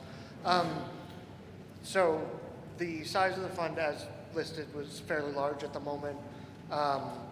What I'd like to know to figure out to be in favor or not is what historically have we used in the last few years the fund for? Because it seems like the balance is fairly high, and this is adding to the balance, but not necessarily with a purpose because it's a reserve fund. So have we actually utilized it? So we actually haven't used it since 2017. We started, I think, with $50,000 and have been adding $25,000 every year approximately. Am I about right on that? Really what this is we kind of have an agreed upon cap based on what a significant out-of-district placement would cost. So if we have a student who moves into the district who requires what we see, that's what we're kind of looking at here. So we're kind of keeping this in case we have some sort of an extra special need. Okay, so this would occur only if the special need in this case wasn't accounted for in the normal staffing. And Right, so if operational special education, if it's going to crush our budget, we have this to help us. Okay, thank you. Seeing no further discussion, if you are in favor of appropriating $25,000 for the Special Education Expendable Trust, please raise your card. Thank you. If you are opposed, raise your card. And the ayes have it.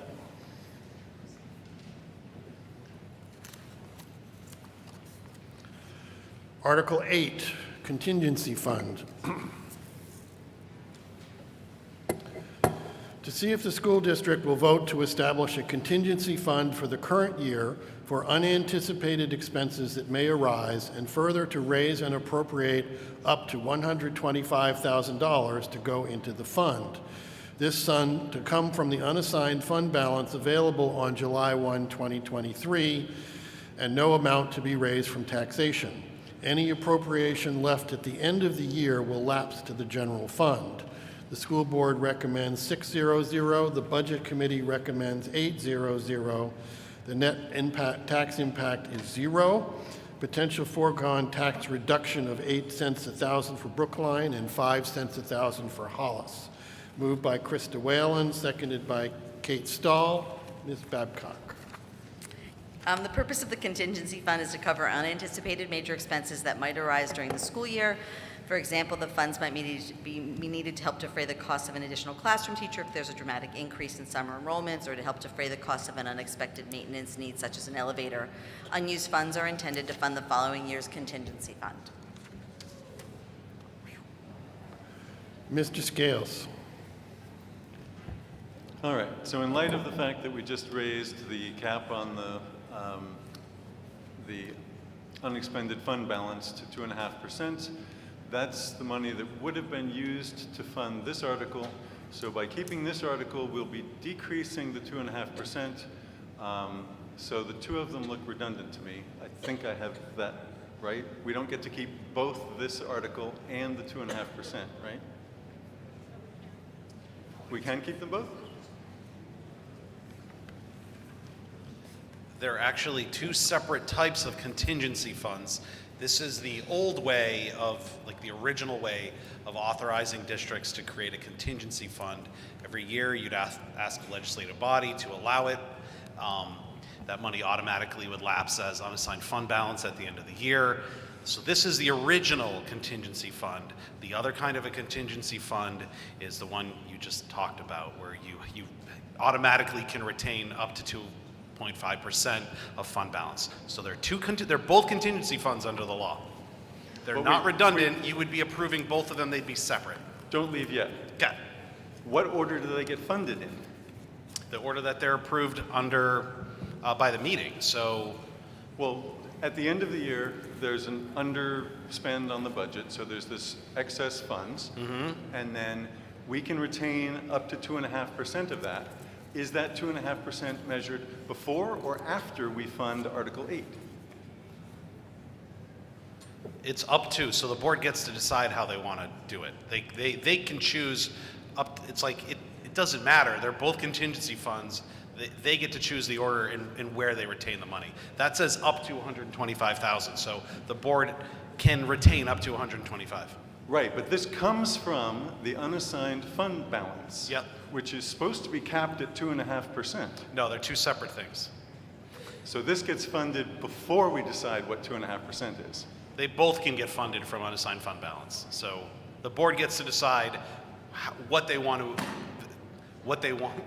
retain and what they want to put in each of the two contingency funds if this passes. Okay, so now the question comes down to, do we need an additional $125,000 on top of the yes $500,000-ish? That's the question. It's an on top of amount from the 2.5% that they can already retain. All right, so I'm completely out of my depth. Budget committee, how much money do we need to save from one year to the next?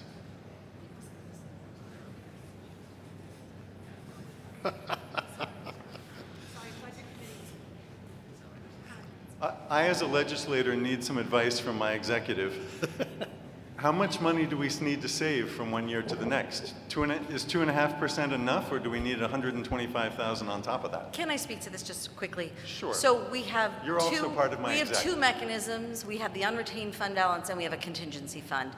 We are leaving it up to you, the voters, which one or both you feel would be helpful. We're at the 2.5% for the unretained fund balance.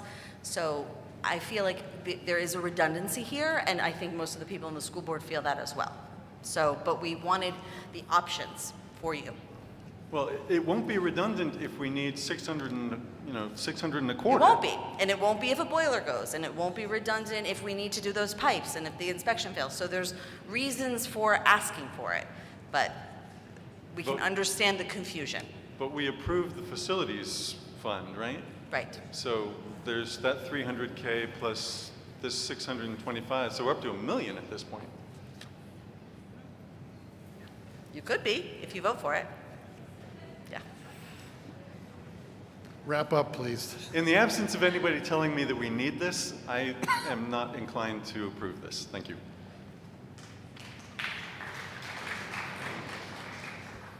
Yes, sir. Mark Andrews, 35 West Hill, Brookline. In the theme of redundancy, I'm going to readdress the same question. So let's go back to Article 5, the Facility Maintenance Fund. Can you describe for me if the Facilities Maintenance Fund is for unanticipated expenses? Yes or no? And if so, what is the difference between Article 8 and Article 5? The Facilities Maintenance Trust, as it was proposed, was explicitly to fund a list of items. In part, that was my objection for using it for that, but it's not necessary, but there are targeted items that were listed when the article was presented. This is truly contingency. This is not an attempt to accumulate. The maintenance trust is in theory an accumulating fund, so it rolls over. This is a contingency to hold the money in case. Mr. Scales asked, do we need it? That's the million-dollar question. It's for the things that we don't know that we will need. For example, if we do fail the test and have to replace the pipes, we estimate that will be about $300,000. If a boiler completely dies, I think the number is somewhere in $800,000 for a boiler plus labor. We put both in here, as Chair Durrell Babcock said, because they're two different mechanisms. We did not know where the support would be. If the community believes that it is worth it to have the money in reserve for the unexpected, that this is a mechanism for doing that. If the community does not want that and is more concerned with minimizing the overall cost and perhaps going without if an emergency happens, it means pulling the money to fix the furnace but giving up something else. Does that help? That does help. and I just want to make sure I understand this 100%. So you said for Article 5, those are all appropriated funds, those are already earmarked for specific They are line not items. appropriated, but there is an intent of where they will go, as opposed to this contingency, which is more likely for things that are not anticipated. The maintenance trust is an accumulating fund for planned future expenditures. Thank you.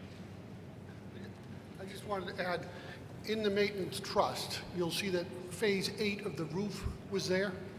So we've done about $1.5 million worth of roofing, but we've done that over 8 phases using the maintenance trust. So each year that maintenance trust stays about level funded, but we've really targeted a large capital improvement. But instead of coming to you asking for $1.5 million for roofs, we've done it over time, because the other value of that is now when the roof goes 30 years from now, it'll be in sections as well. With regard to the contingency and the unreserved fund balance, I have both those in the Hollis School District. I have touched the contingency once, I believe, since I've been here, and that was to hire a teacher. And we notified both the school board and the budget committee of that hire. I have yet to touch the unreserved fund balance in any of the districts that we've had it. Okay. Thank you for the explanation. Yes, sir. Mark Christensen, Fleet Meadow Drive in Brookline. I've heard of a bunch of contingency things. I'm getting a little baffling. Can someone briefly list off what all the things are that can be fairly called contingencies and what their amounts are? We have the article that we're proposing here, which is a year-to-year contingency that I would have to bring back to the legislative body each year for approval. We have the maintenance trust that we already did that allows me to carry over funds. We tend to earmark the funds and let the voters know what we're doing. And I have the special ed trust fund that could only be used for special ed requirements that were not anticipated during budget season. So if a student moves in during the summer and it's a very large cost, that's when we would be going to the special ed trust fund. And then the voters just approved increasing the retained fund balance from 1% to 2.5%, which will approximately give me $500,000. But again, that would be a public hearing and a board vote, and really is designed for an emergency. So that would be for a boiler.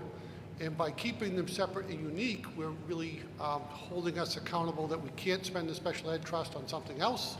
We don't spend the maintenance trust on something else. The contingency would be a discussion with both the board and the budget committee, and the reasoning why. So those are the funds that we're talking about. Okay, so is my count right? There's 4 of them, and there aren't any more lurking out there. I believe that's what I have. Thank you. What? Well, point of order, who's talking here? Joe. Joe Garuba, 28 Winchester Drive. So we're looking, we just approved a building maintenance fund. Then we approved a contingency on top of that, which we removed the requirement for an emergency, so that second contingency from the unassigned fund balance no longer requires an emergency.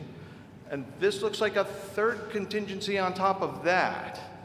So it looks like the redundant contingency funds, the old way and the new way, it doesn't seem reasonable to have them all. I recommend voting this down.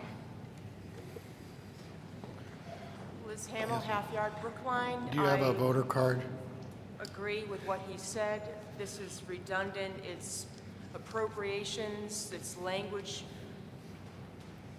being shuffled around, the taxpayers' expense. I know the schools need money, but there's a lot of stuff you're asking for here that's just repetitive, again, at the taxpayers' expense.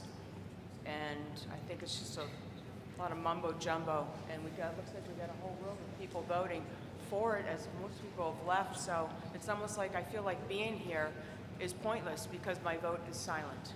Thank you.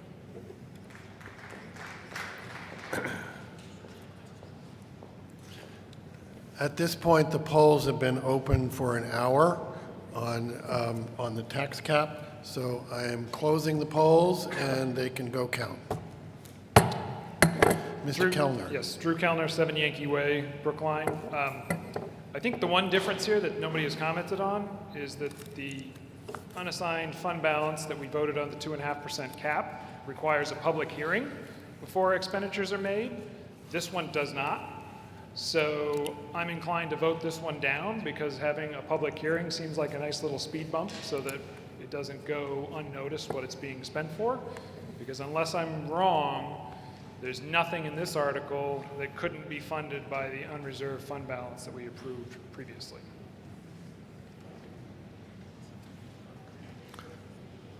Yes, ma'am.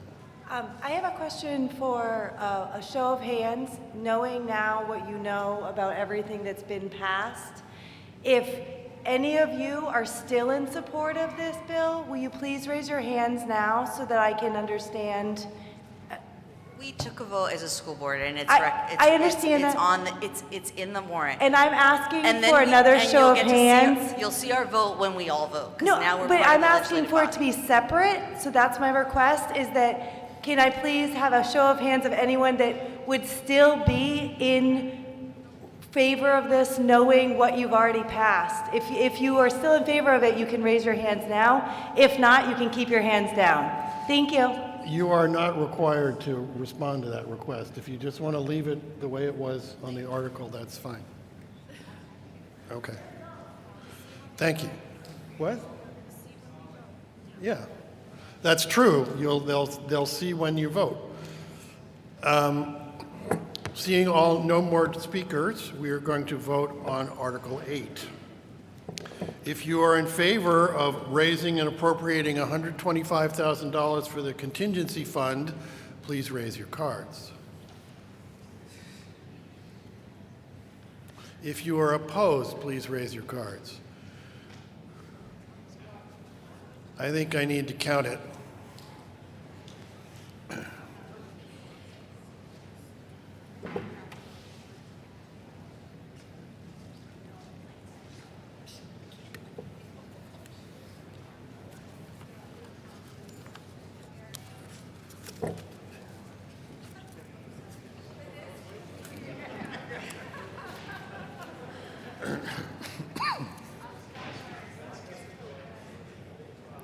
Are you ready to count? All right. If you are in favor of the contingency fund at $125,000, please raise your cards.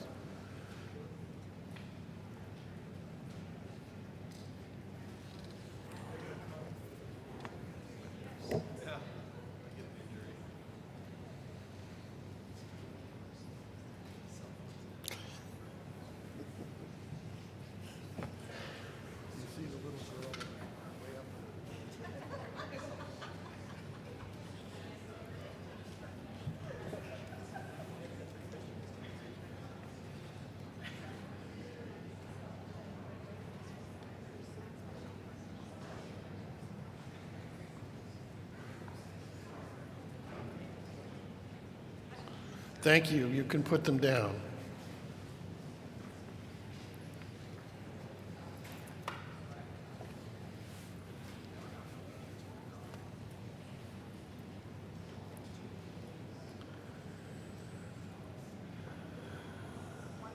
You ready for the noes?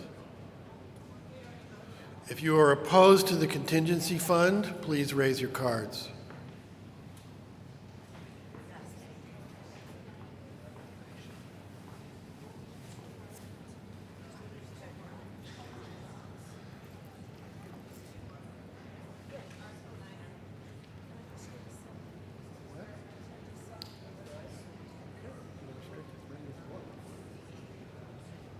Now we just have two more to go.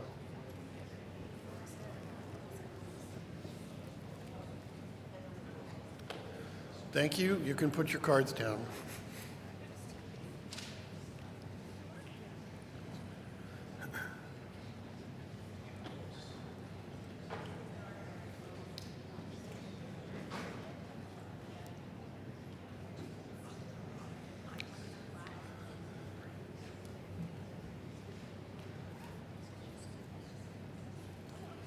The vote is yes 86, no 54, so it passes.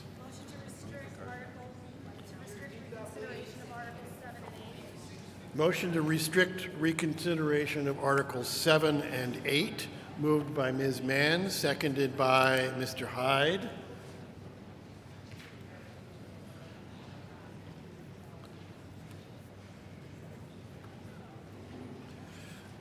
If you are in favor of restricting reconsideration on Articles 7 and 8, please raise your cards. Thank you. If you are opposed, raise your cards. And the article is restricted.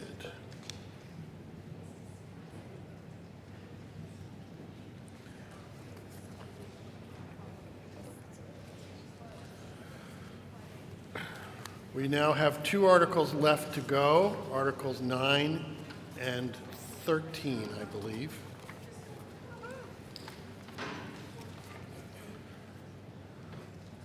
He's in front of you. Can you put up the presentation on Article 9?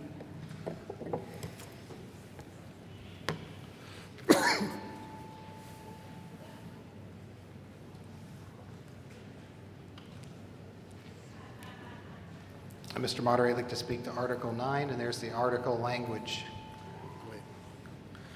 Article 9, to see if the Hollis Brookline Cooperative School District will vote to amend the Articles of Agreement of the Hollis Brookline Cooperative School District by adding the following new Article 12. Article 12, this is Articles of Agreement, Article 12. The approval of a proposed amendment to these Articles of Agreement shall require a 2/3 supermajority approval by ballot. The poll shall remain open and the ballots be accepted by the moderator for a period of not less than 1 hour following the completion of discussion on the question. If a 2/3 supermajority of those voting on the question vote yes, then the amendment is approved. The school board does not recommend this article by a vote of 0-6-0.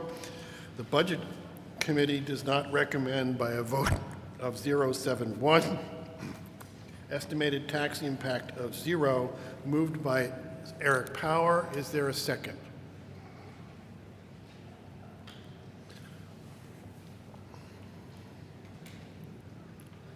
I have to apologize, I don't remember your name. Pam Hicks, thank you. I was pretty sure of the last name. Mr. Power. Yes, the article, if you go back 1, is the original article that you just read. So this article might conflict with the existing article, so I was going to make a motion to amend to the next slide, Article 8, with the new language as shown there. Let him at least finish his sentence. And I have the language of the proposed amendment. Now, what's your point of order?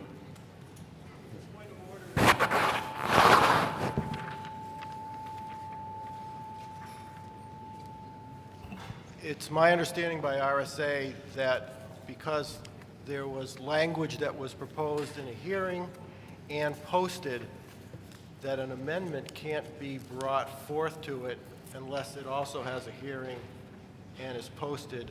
I would like to defer to counsel for clarification if that's permissible. Mr. O'Shaughnessy.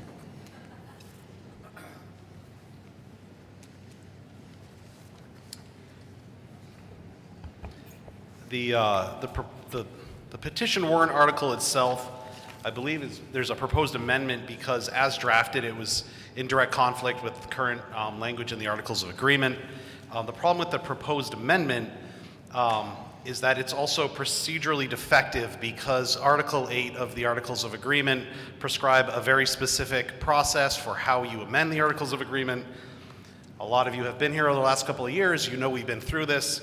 The specific issue here is that Article 8 requires that the text of the proposed amendment be published in the newspaper prior to being put before the legislative body. So that procedural defect, I think, means this proposed amendment is invalid.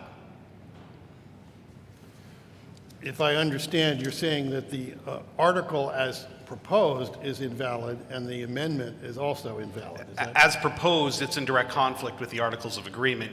As proposed, you would have Article 8 still in place, which has a process for how you amend the Articles of Agreement, which requires a majority vote. And then you would have a second Article 12, that's the petition warrant article, that has a completely different process and a different vote. So you would end up with two separate amendment articles in the Articles of Agreement that were in conflict with each other. So that's why it's invalid. It's not illegal, it's just invalid. okay?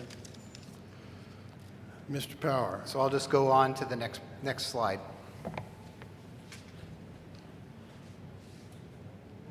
So we'll stick with the original language. So you're dropping your amendment, is that what you're saying? I have to withdraw the amendment because it's being said I can't do the amendment. So I'll just stay with this language for now. Go ahead and advance the slides, a couple. One more. So why a supermajority vote? So for people that aren't aware, the Hollis Brookline Co-op has an Articles of Agreement, which is essentially the constitution of the co-op. It was signed by both towns and approved back in 1990, 1991 timeframe. Constitution should be amendable, but with a higher standard than a simple majority card vote. If you look at constitutions to the New Hampshire Constitution, it requires a 3/5 majority in the New Hampshire House and the New Hampshire Senate. And then it goes to a ballot question where it needs a 2/3 supermajority of all the voters in New Hampshire that vote in November. The U.S. Constitution has a high standard as well, 2/3 of both chambers of Congress and then 3/4 of the states. So a 2/3 supermajority standard helps ensure amendments are overwhelmingly supported and desired by voters in both towns. Next slide. So I'd recommend voting to support the supermajority standard to amend the Articles of Agreement so that we're not just changing them arbitrarily and that there's overwhelming support for changing our Constitution. Thank you. Mr. Butow. Yeah, I'm actually in favor of increasing the voting level for amending the Articles of Agreement. However, having been advised by legal counsel that this is going to create an incoherent set of articles in terms of what the amendment process would be going forward with two different standards of what's required, I move to table this petition article. Motion to table Article 9, seconded by Mr. Hyde.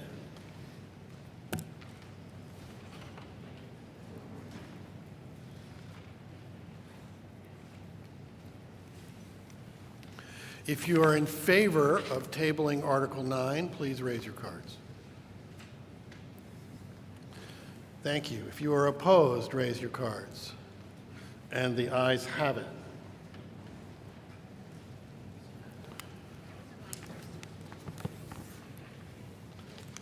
Now we come to Article 13. Article 13. What? You wish to table Article 13. Well, let me at least read it. Shall we adopt the provisions of RSA 32:5, Roman 5-B, requiring that the annual budget and special warrant articles having a tax impact and all special warrant articles having a tax impact as determined by the school board shall contain a notation stating the estimated tax impact of the article. The determination of the estimated tax impact shall be subject to approval by the governing body. The school board does not recommend by a vote of 0-6-0. The budget committee does not recommend by a vote of 2-6-0. Estimated tax impact 0, moved by Eric Power, seconded by?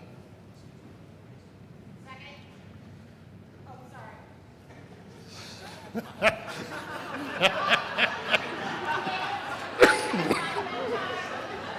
did it? Is there a second?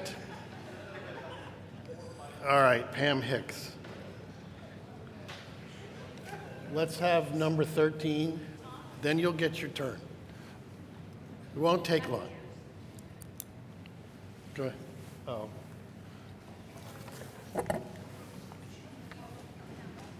This is Article 13. It's a tax impact notation. It's pretty simple. I know it's late. Go ahead to the next slide. This is the article. Basically, this is what you just read. It basically puts a tax impact in each warrant article by the Budget Committee and the school board. It's approved by the school board. Next slide. This is the law. You go to the next slide. This is an example of what it would look like. This would be Article 3 for this year. You would see what your tax rate impact. It's basically the numbers that the Budget Committee has, but it puts it right into the warrant. That's next slide. Just increases transparency. It's determined by the Budget Committee, put in by the school board. It just makes it easier for voters to have everything together in one place. Next slide. That's it. Ready for a vote. Ms. King. Can I table it or no? Yes. I'd like to make a motion to table on this multiple year redundant PWA we voted down multiple times. I'm guessing that Liz Brown would like to second it. I think like other people would. All right. All in favor of tabling Article 13, please raise your cards. Thank you. All opposed, raise your cards. And the ayes have it. I'm sorry? Table. No. The article is done. Mr. Moderator, I move to adjourn the meeting. Oh, wait, sorry. Move to table Article 14. Motion to dissolve the meeting by Ms. King, second by Mr. Hyde.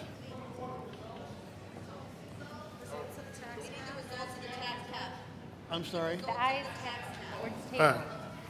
right. Before we do that, I have the vote on Article 10. Yes, 70, no, 113. Or is that 113 or 163? Either way, it fails. It's all right. Yes, 70, no, 163.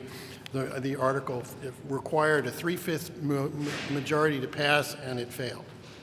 So, all right, now, motion to dissolve the meeting. Motion to dissolve the meeting. Is there a second? Mr. Hyde.